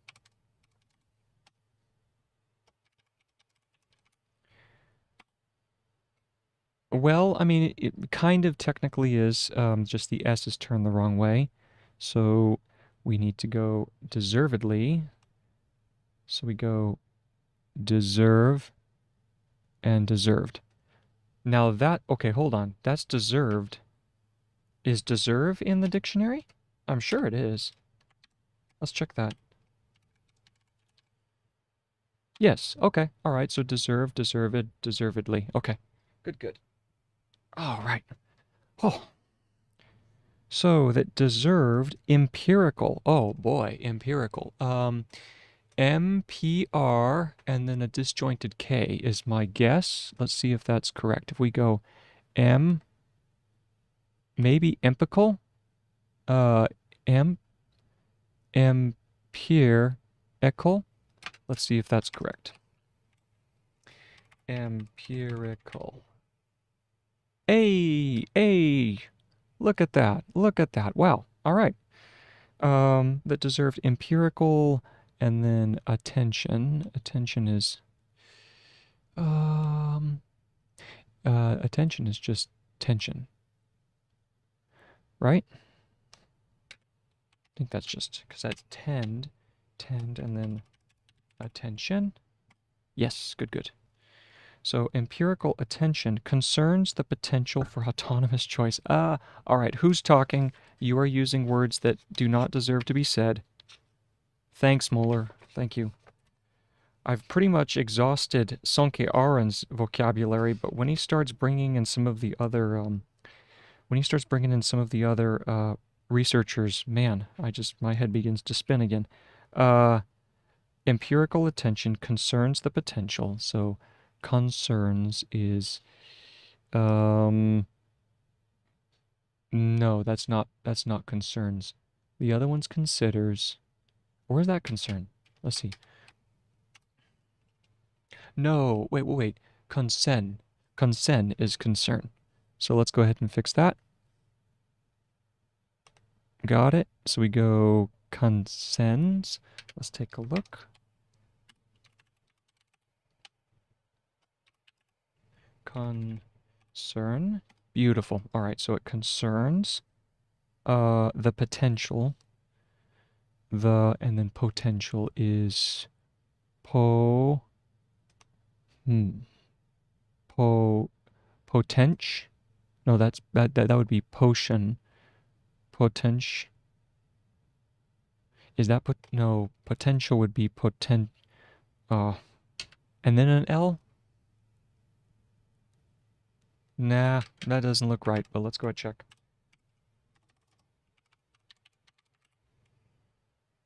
Nope, nope. Oh, okay. Potential, potential. I see. So they're not going to the shun ending, they're doing the potential. Got it. Potential. Oh, okay. The potential for autonomous choice. For and then autonomous. We did this one before, right? We did autonomous, autonomous, autono. Oh, they don't have autonomous. Well, that's interesting. They have autonomy, but not autonomous. Okay. Well, I mean, that's pretty easy. We just take autonomy and make autonomous, autonomous. Yeah, just flip it, make it a U hook on the end, and then an S after that. So I need to add that to the dictionary. Autonomous. Autonomous. There we go. Add that to the good old dictionary. Let's go ahead and repair it. So we're going to go autonomous, like that. All right.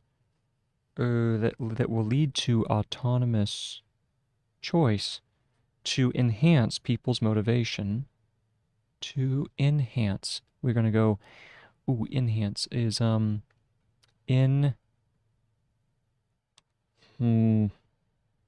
enhance? No, no, that's not. I don't remember that, but we'll check. Enhance. Curves in under. Okay, makes sense. Makes sense. So enhance, enhance. I don't think I've seen that word for a little while. So it's not one that Sonke uses that often. Enhance. Concerns autonomous choice to vitalize. Oh, I forgot. Oh, what was that? Autonomous choice to vitalize or enhance. Choice to vitalize. Vitalize. See if that is vitalize. Yes, good. To vitalize or enhance or enhance. There we go. Self-regulatory strength. Oh, you gotta love these science guys. Regulatory is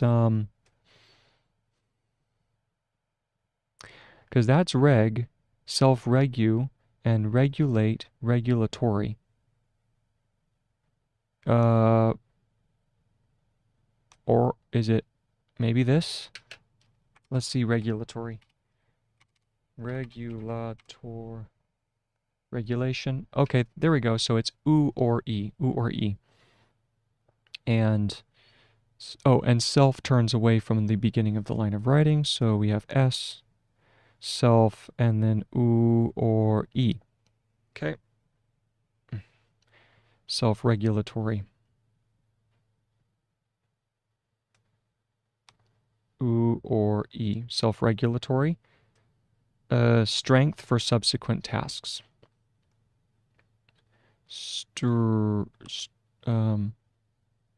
Strength for subsequent tasks. And we have subsequent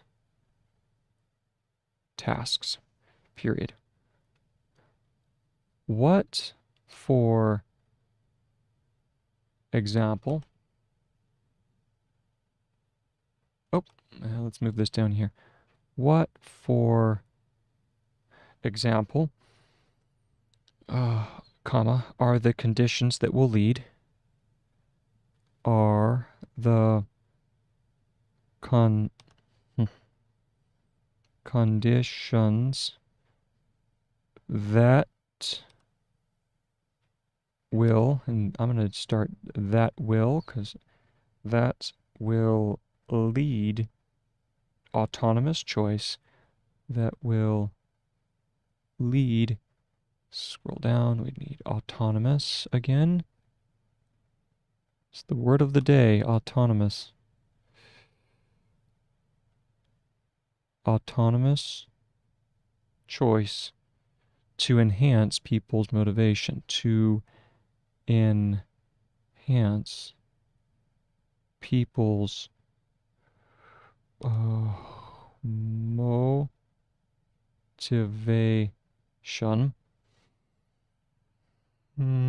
for new tasks. For new tasks. Question. We suggest that among the factors,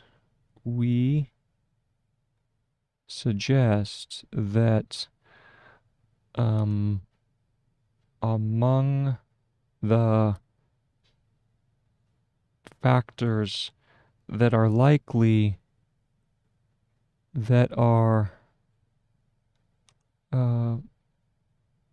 likely to affect whether choice will be vitalizing, whether choice will be, let's go move that down here, will be vitalizing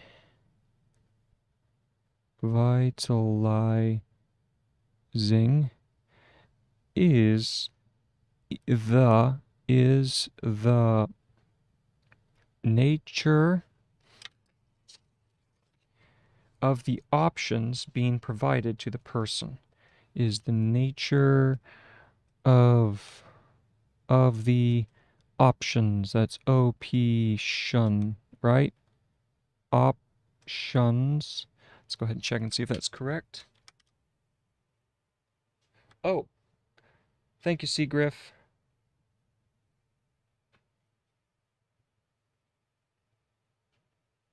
Thank you. Sorry, I failed to see that. Strength is STR. You're right. Yes. Strength. Let's go ahead and fix that.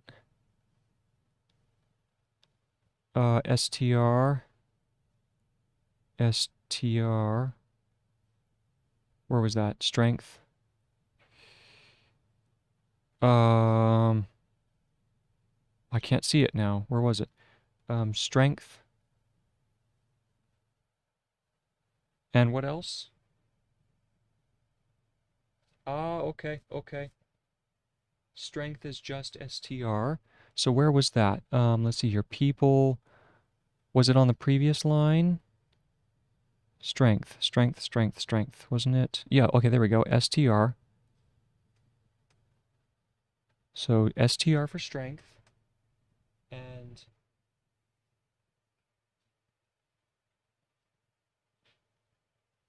just to finish the become brief, became. Oh, okay, became.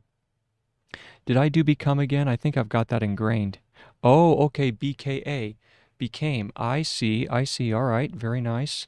So became. And then what was the other one? Factors is fact plus an elongated reverse E to make it plural. Okay.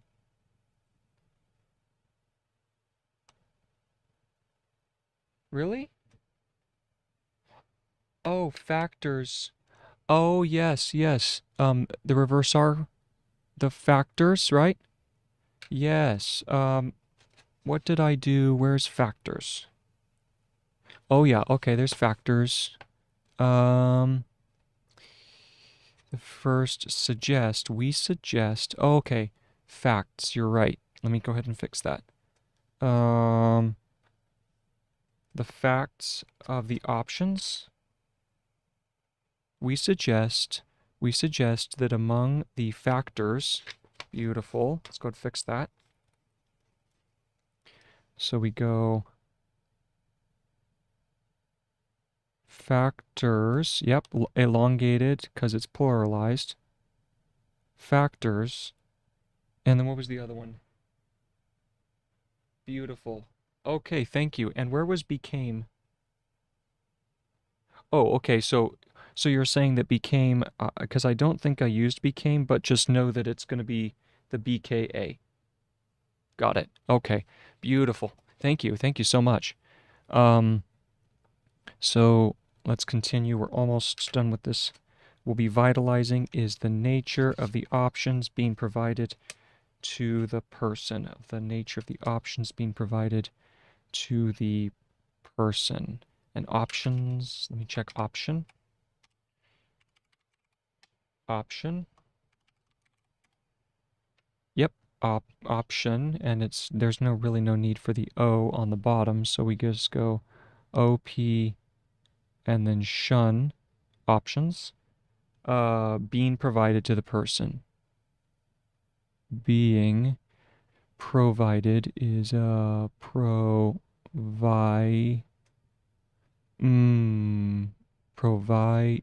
right? Let me check. Provided.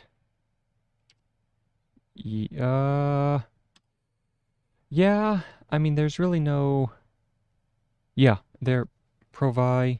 It would be easier to just continue the D going out because then that would be more brief. It would be more facile on the hand. So we'll go ahead and do provided like that because that's provide and then provided to the person. To the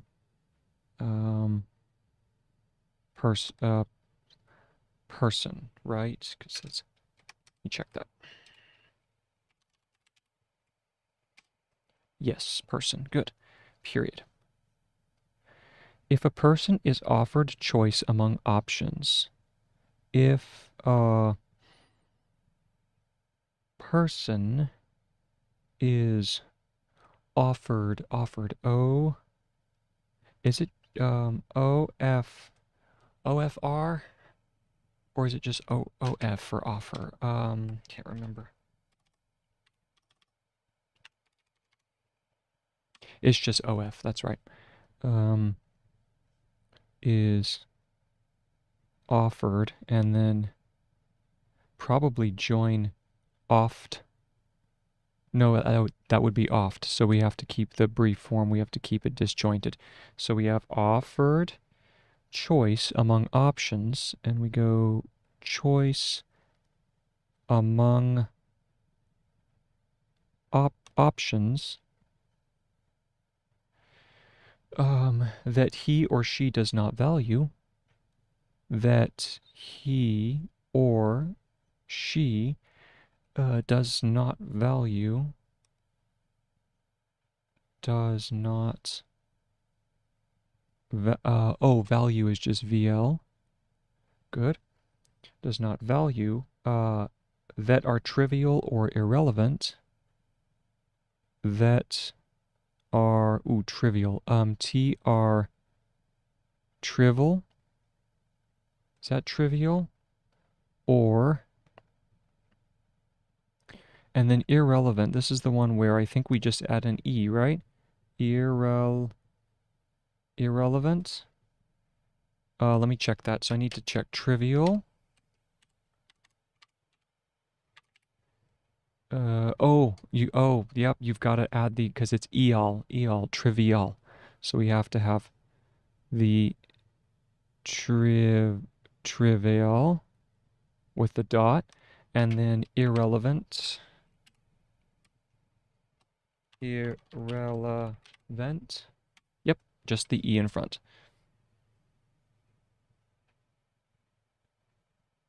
Yep, thank you. So irrelevant. And what else?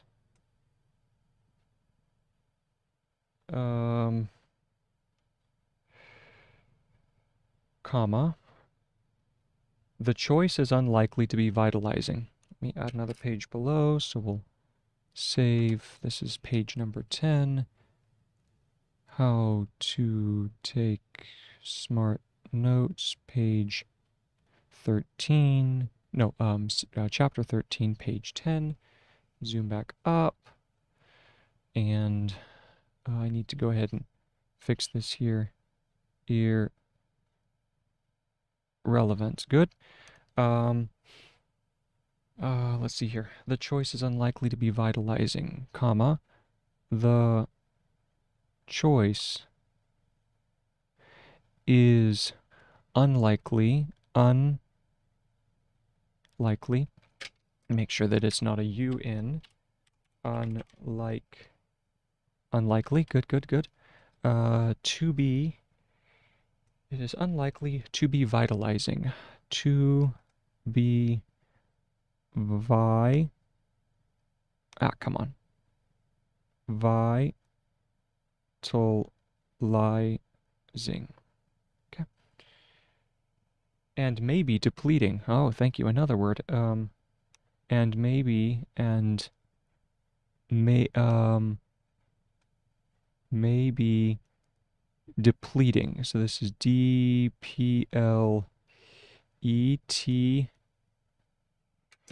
Let's see if that's correct. Deplete. Yep, there we go. Oi. Okay, so depleting.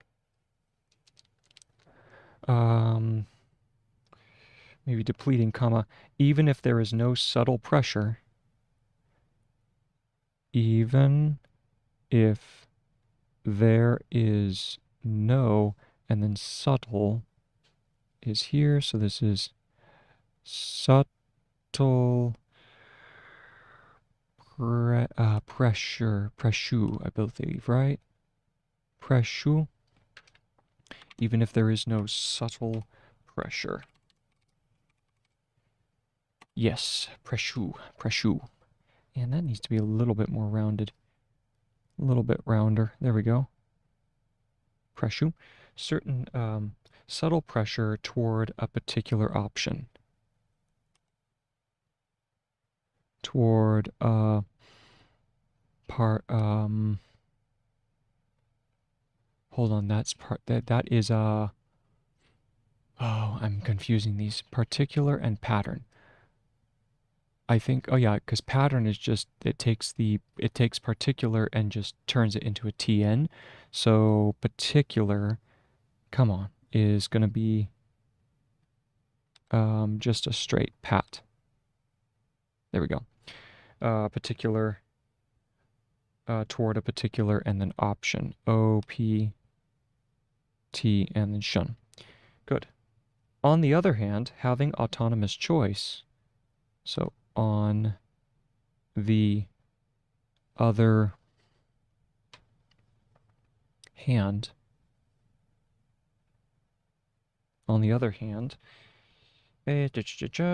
comma, yes, comma, having autonomous choice, there's our autonomous again,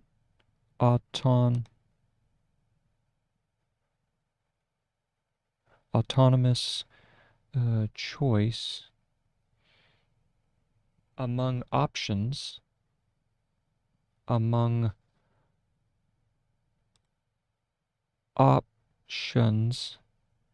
that do not have personal value, that do not have personal value, may indeed be quite energizing. May indeed be quite energizing. We did this one. It's inner, and then, because energy is this, inner, and then, would it, no, because that'd be jeers, right? If it curves the other way. So you'd go inner energize? Let's go ahead and check it out.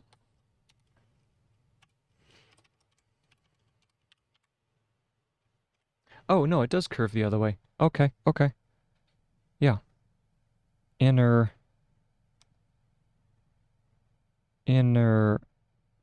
There we go. Yeah, kind of. Ugh.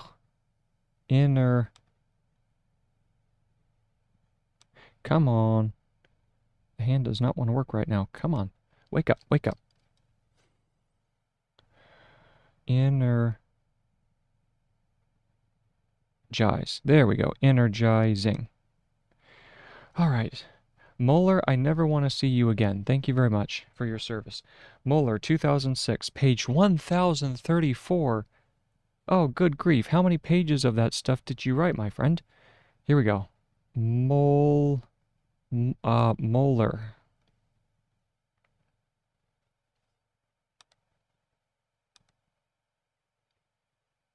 Moeller. There we go.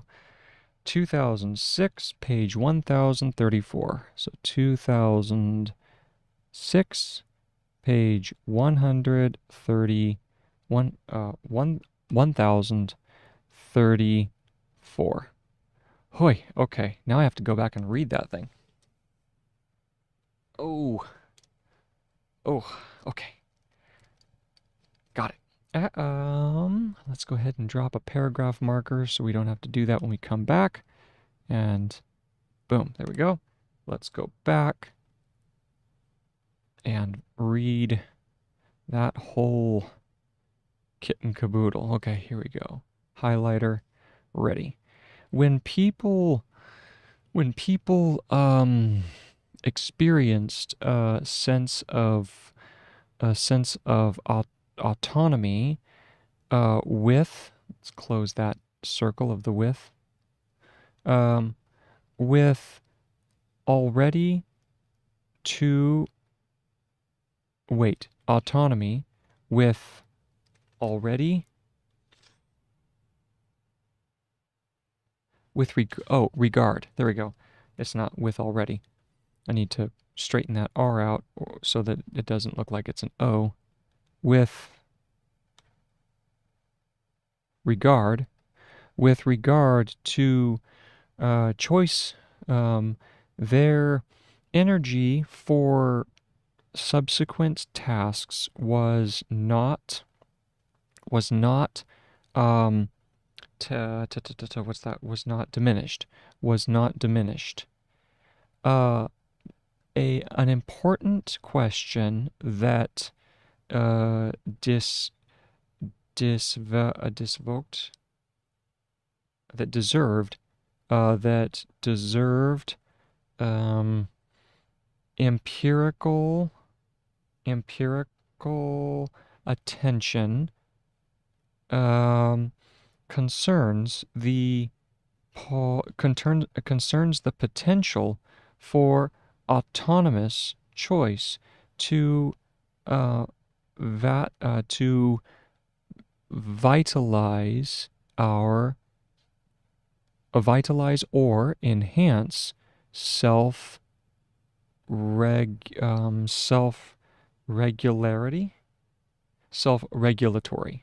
self-regulatory strength. There we go, strength. Self-regulatory strength for subsequent tasks. What for? What, for example, and of course I forgot a comma. What for? Sounds like I'm a Shakespeare play or something. What, for example, are the conditions? Oh, a condition that for some reason that doesn't, is that right? Yeah, that's right. I just need to make the SH just a tad shorter. Move this here. There we go. Conditions that will lead autonomous choice to enhance, forgot the dot, to enhance people's motivation for new tasks. We suggest that among the, now does among is just mung, right? Like mung bean, it's the same. Yes, among. Okay. That among the factors, and thank you again, Seagrif, for that. Among the factors that are likely the effect, either, no, whether, yes, whether, and I need to curve that U down just a little more so it doesn't look like an S. Let's try that again. So we're gonna go whether. So come on.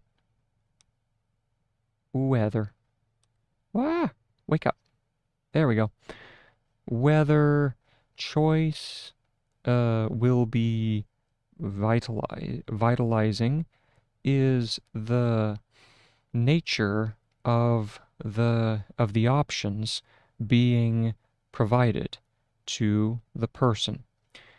If a person is offered choice among options that he or she does not value, that he or she does not value,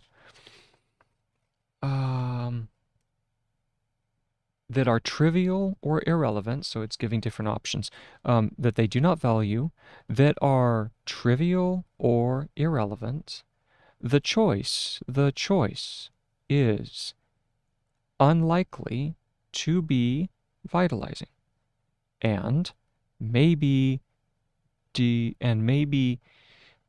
depleting, even if there is no suitable, is that suitable? Subtle. Even if there is no subtle pressure toward a particular option on the what? Toward a particular option. I'm not even going to try and understand what he's saying. On the other hand, having autonomous choice among options that don't have personal value may indeed have quite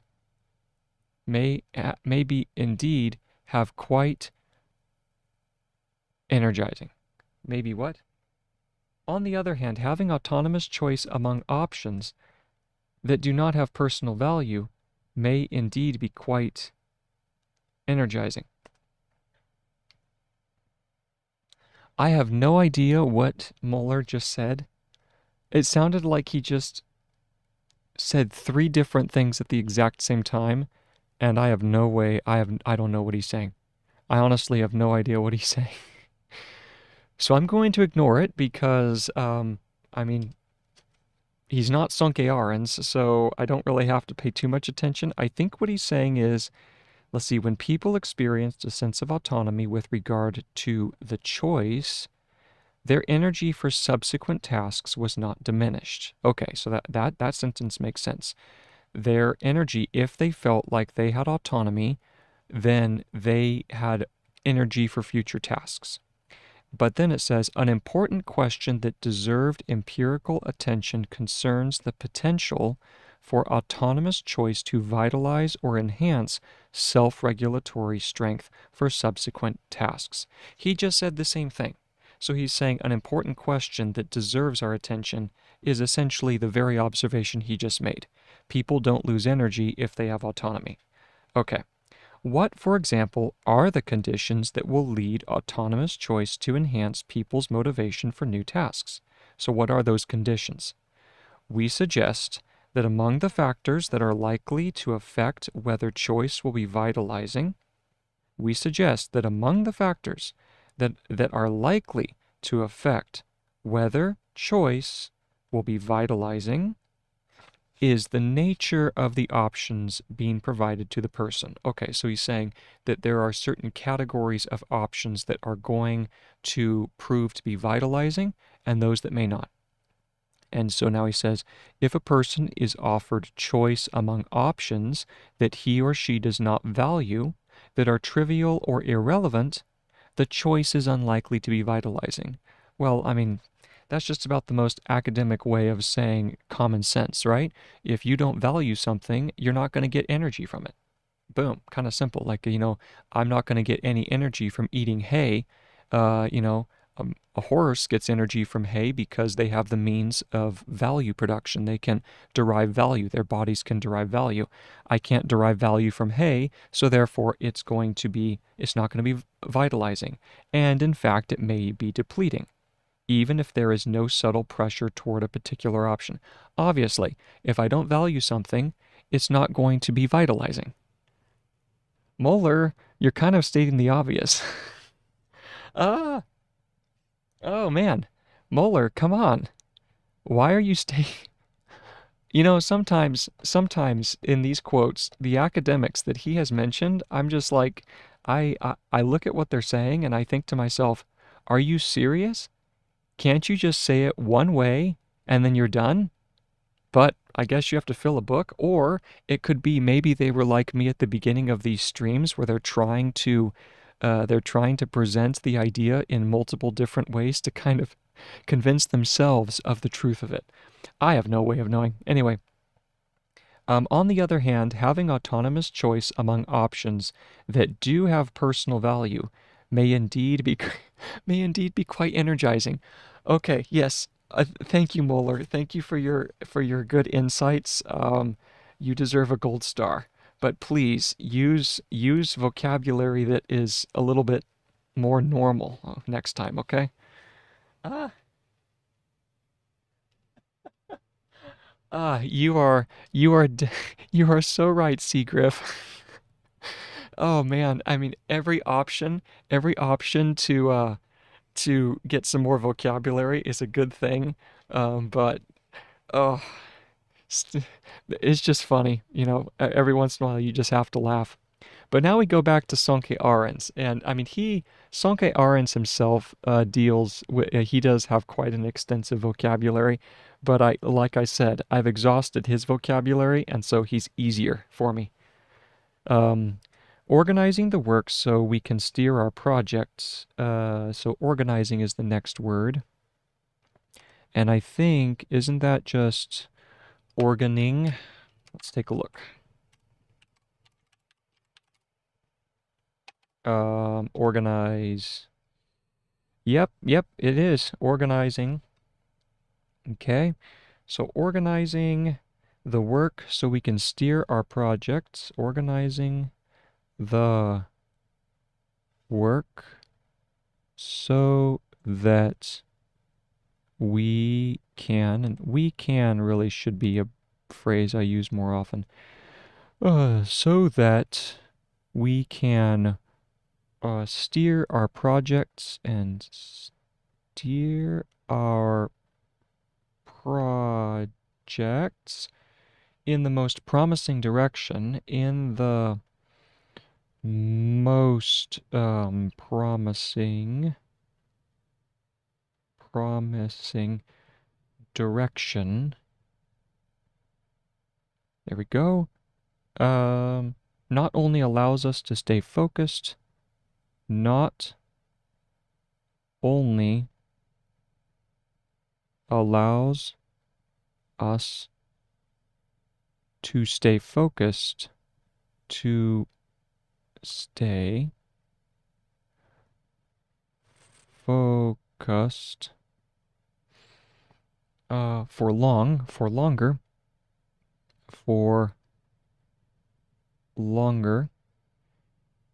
but also to have more fun, comma, but also to have more fun. But also to have. To have really could be to. I just don't like the look of it. I know some of those phrases you're supposed to do, but maybe it's just an aesthetic thing. There are times when I don't want to do certain phrases. Oy. To have is the most, but also to have more fun. More fun. And that one, and that is a fact. So that is hyphen, and that is a fact. So now you said factor is the FTR, and fact is, oh. Yeah, so fact is, oh, I see it now, yeah. Faction, factor, fact. Beautiful, okay. And that is a fact, and that was Gilbert, 2006. So we're going to grab this and we go Gilbert, Gilbert,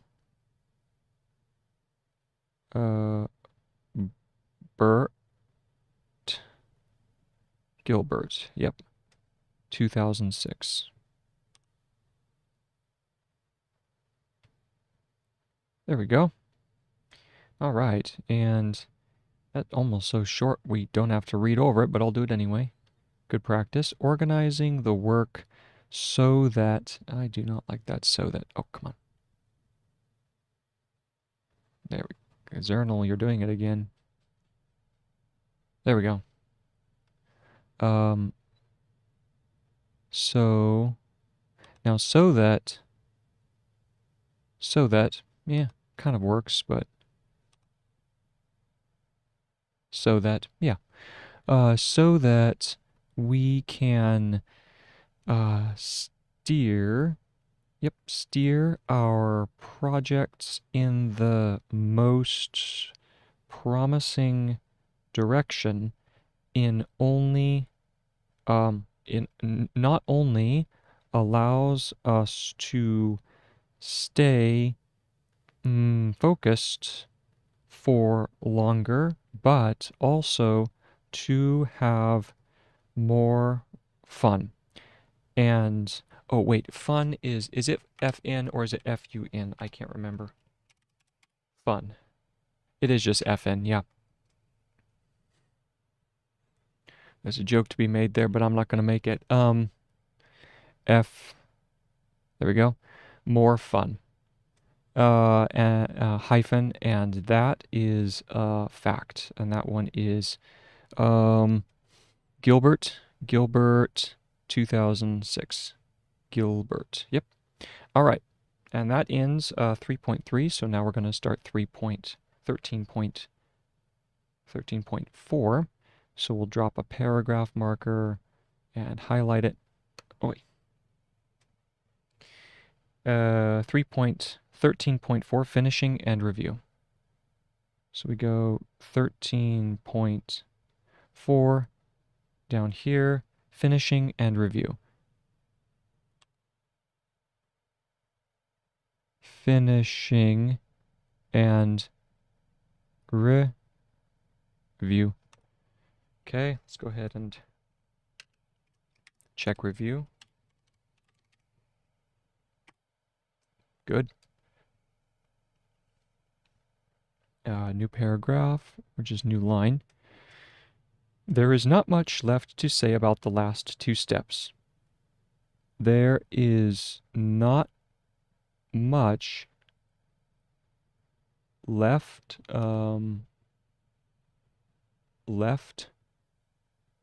to say about the last two, and last is just ls, right? I have to check that. Yes, good. The last two steps, because the main work is already done. Because the main work is already done. Period. And a new paragraph marker. So now we'll go ahead and just read over. Finishing the review. There is finishing and review. There is not much left to say about the last two steps. Oh, lost a word. So let's add it here. In fact, we'll just move the whole thing here. So we go steps. Is it STEPS or STPS? STEPS, yep. The last two steps.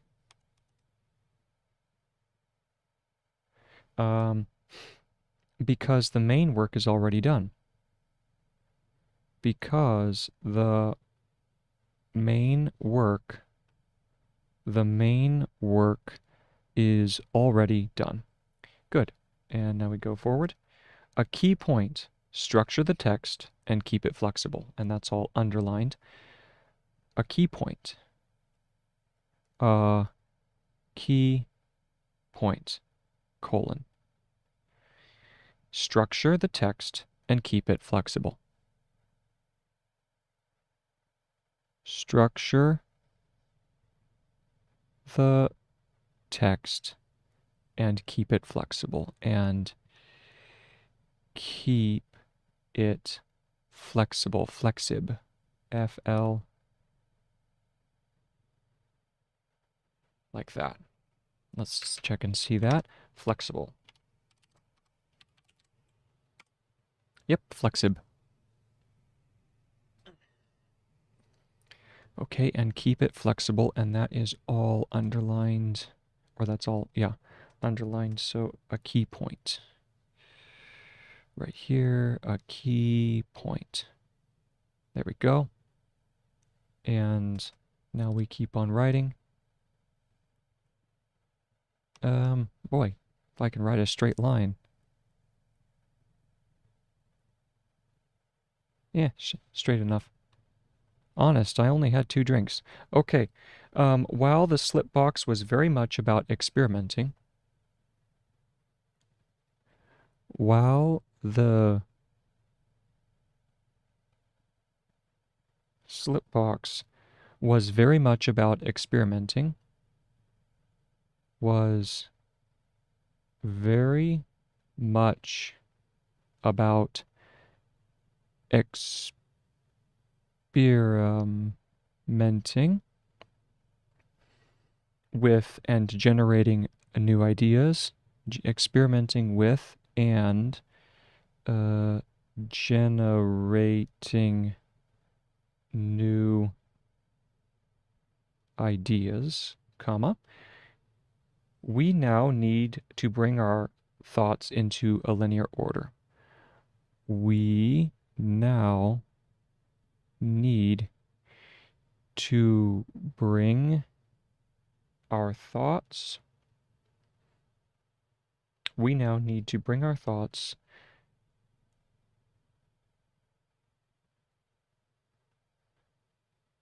into a linear order, into a linear order. The key is to structure the draft visibly. The key is to structure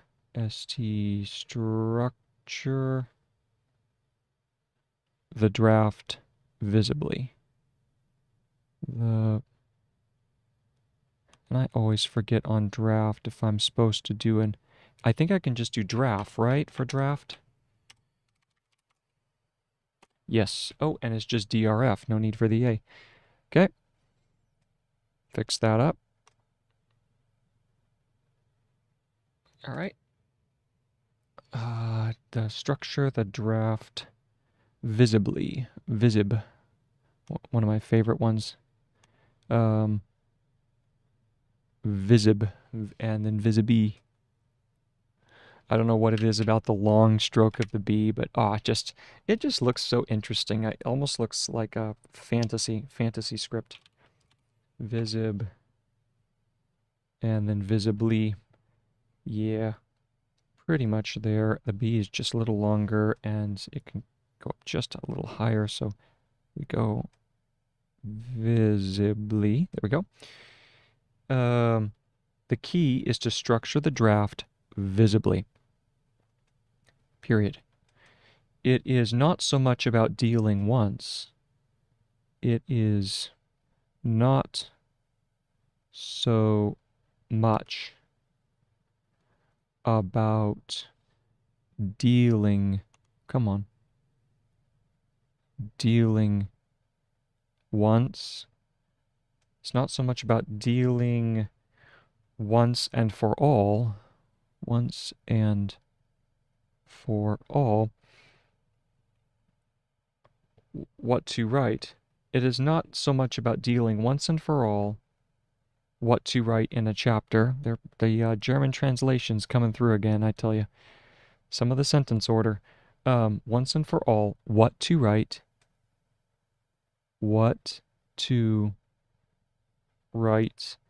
in which chapter or paragraph, in which chapter or paragraph,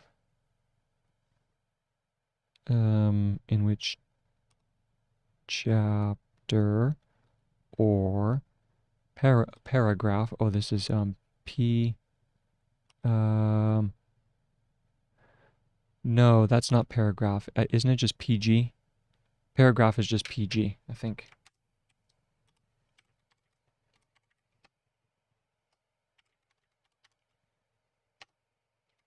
Yes, paragraph.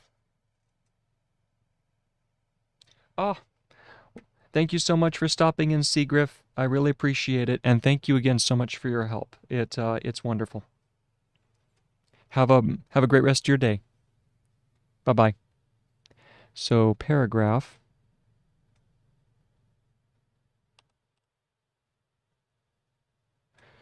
Okay.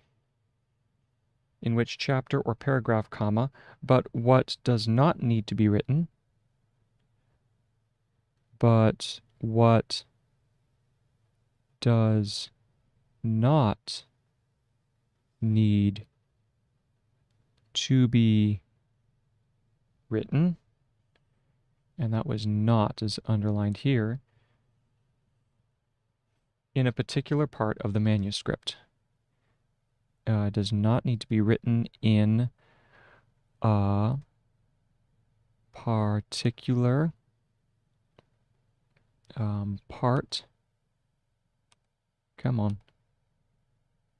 Part of the manuscript, of the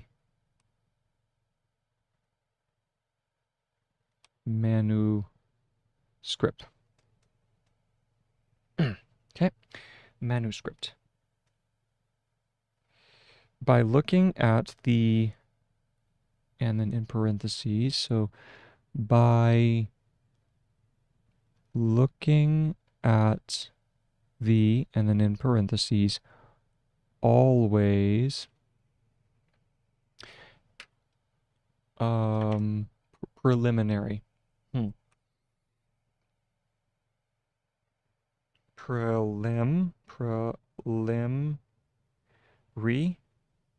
Maybe preliminary. I'll write it and then I'll check. Actually, no. My hand's tired. I'm just going to look it up.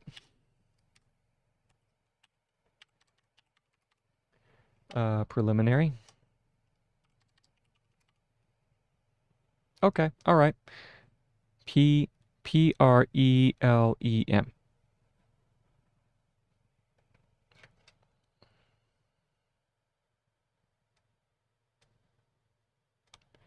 So we go preliminary.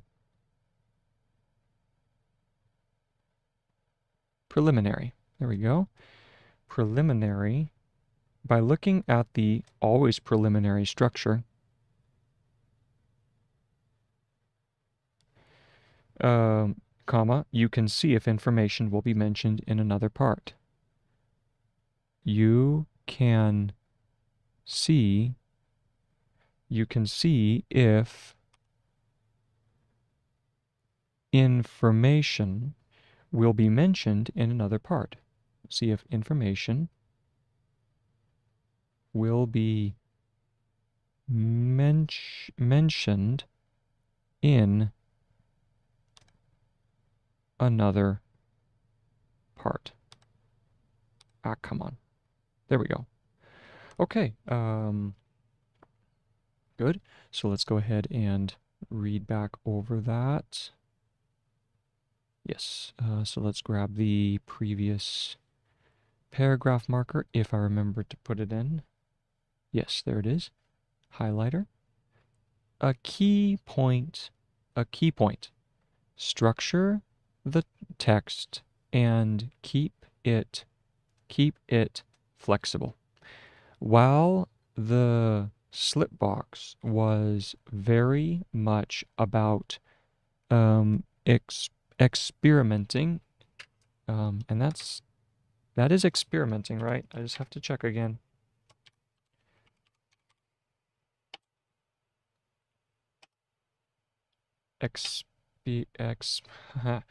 Expera. There we go. Yeah, there we go. Yeah, experimenting. Thought so. Experimenting with and generating new ideas. We now need to bring our thoughts into linear order. The key is to structure the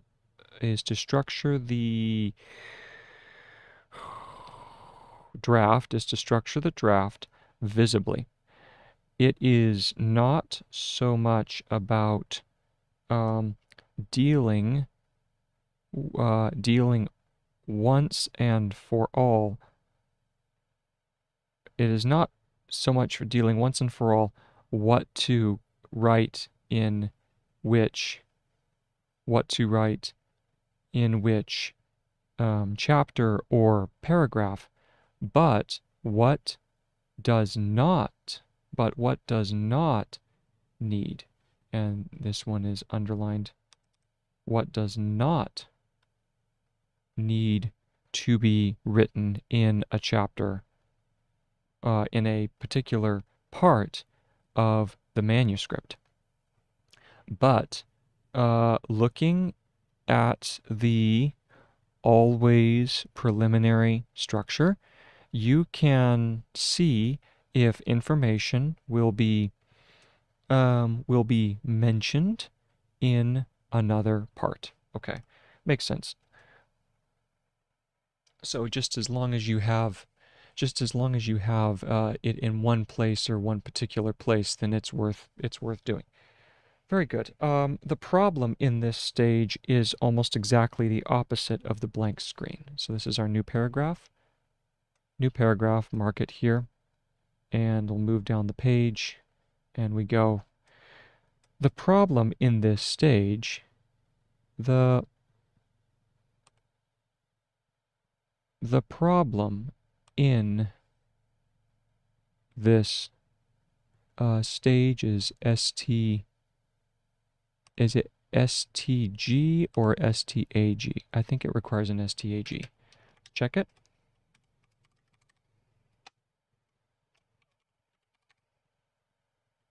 Yep, STAG.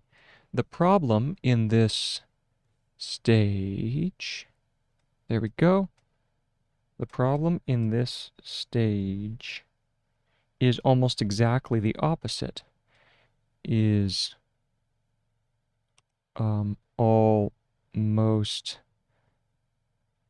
exactly the opposite of the blank screen.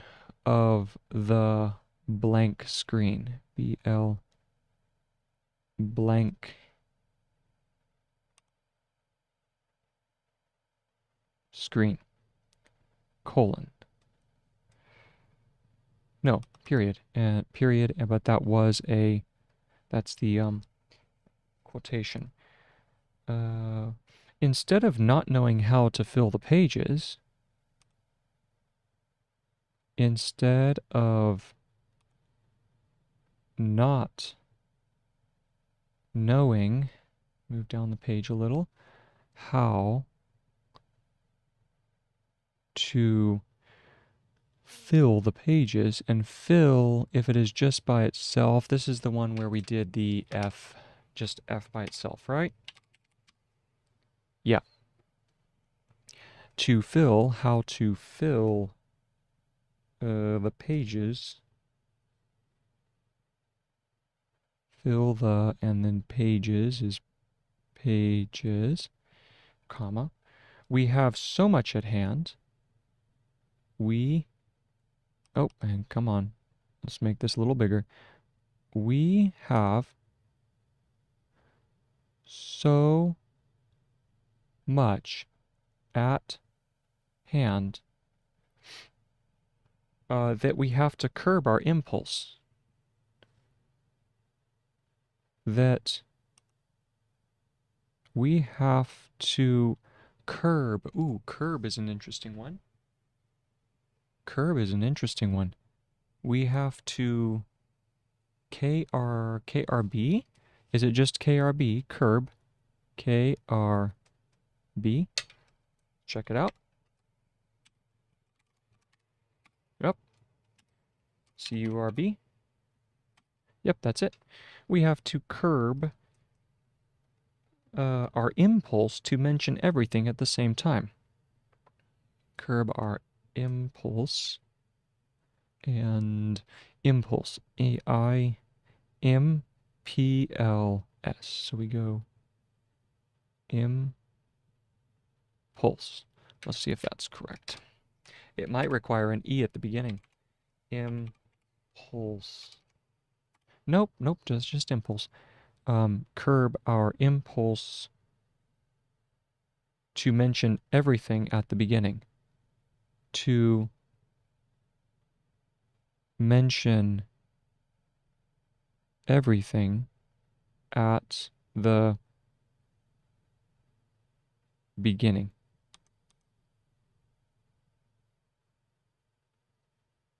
There's beginning. Okay? No, everything at the same time. Everything at the same time. Period. Good. Let's go ahead and read back over that paragraph. There it is. And here we go. The problem in this stage is almost exactly the opposite of the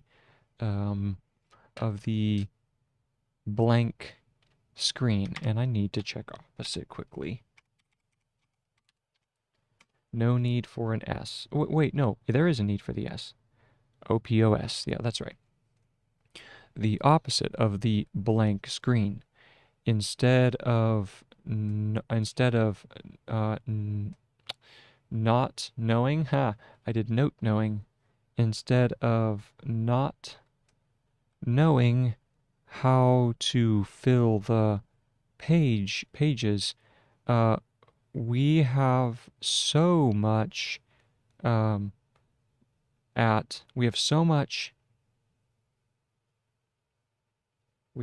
what? At hand. Oh, if that's at hand, then that should be down. That's not a which. There we go. We have so much at hand that we have to curb our impulse to mention everything at the same time. Good. Next paragraph. It is vital to have a separate project-specific place to sort your notes. It is vital. I guess he picked up that word from Muller. It is vital to have a separate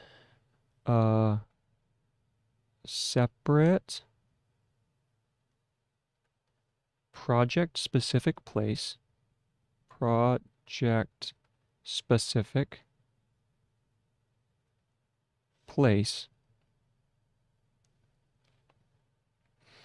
to sort your notes, to sort your notes for a particular project, for a particular project. And that was, he mentioned that way back at the beginning of the book, right? I remember him talking about the 3 different styles. An outliner helps with developing a rough structure. An outliner, like that. So let's go out, curves up. It's the backwards, the reverse R principle. Outliner helps with developing a rough structure. Helps, aspirate, with develop, and that L's got to be a little longer, so we're going to go develop. Oi. Oh, man. Develops. Let's see here.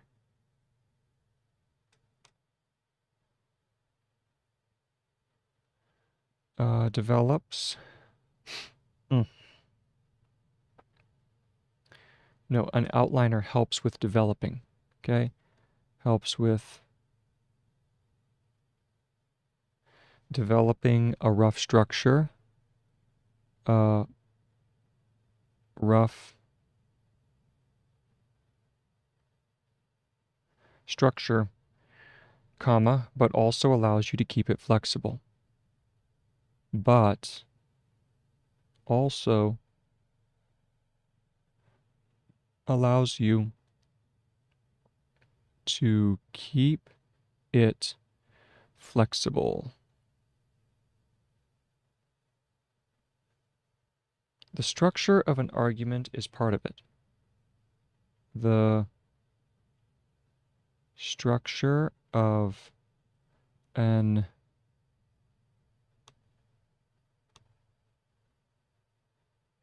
argument is part of it,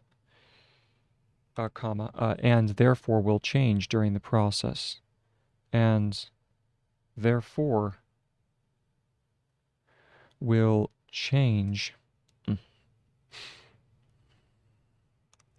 Add another page below, page 11, so this is page 12, how to take smart notes, boom, how to take smart notes, number, still in section 13, but this is page 11.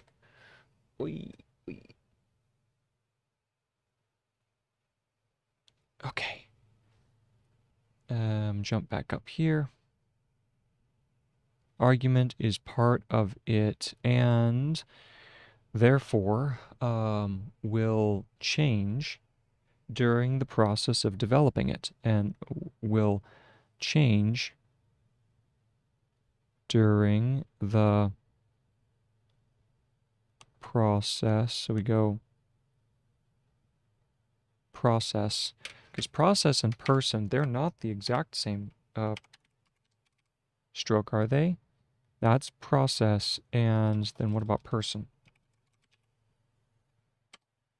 I mean, there's a slight turn down. I think that's probably what it is that person has it go straight out and process goes down ever so slightly. So that's nice. There we go. Person. No, process. Can't talk right. And therefore will change during the process of developing it. The process of developing it. Okay?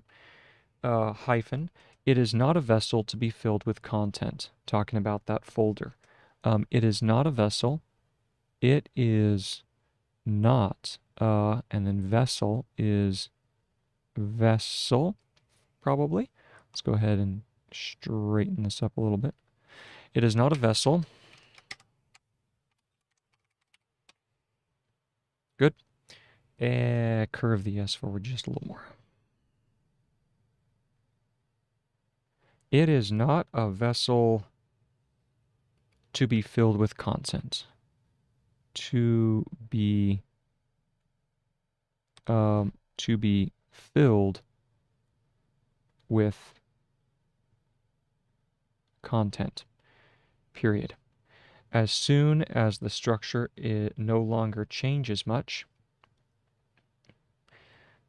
as soon as the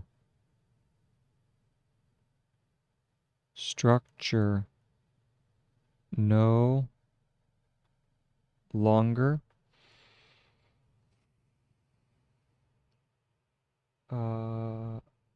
changes much,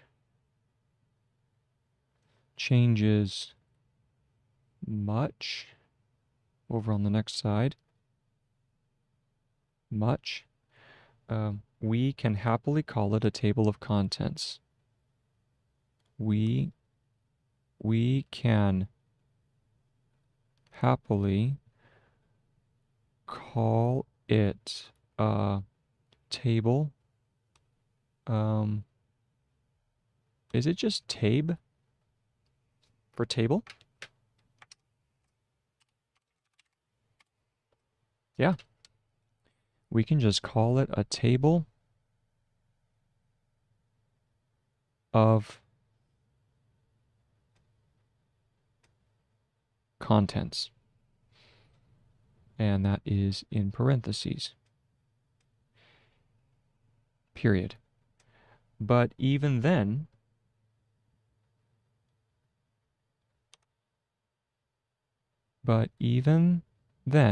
comma, it helps to see it as a structural guideline. It helps to see it as a structural guideline. Yes, I know my timer's going off. Guideline. All right. Okay, so with that, that finished the second part of the practice. So I'm gonna go get some dinner, and I will be back in an hour. So what? It's 4:30 for me right now. I should be back around 5:30, and I'll be able to then continue for the last part of the stream, the last 3 hours. So thank you very much for joining in. Got good practice with this one. We did, what was it? We did 13.3. Yeah, pretty much almost all of 13 of page 134, 135, 136, and we got a little bit on 137. So making good headway, and hoping everyone's having a wonderful evening or day or wherever you are, and I will see you in just a little bit. So adios.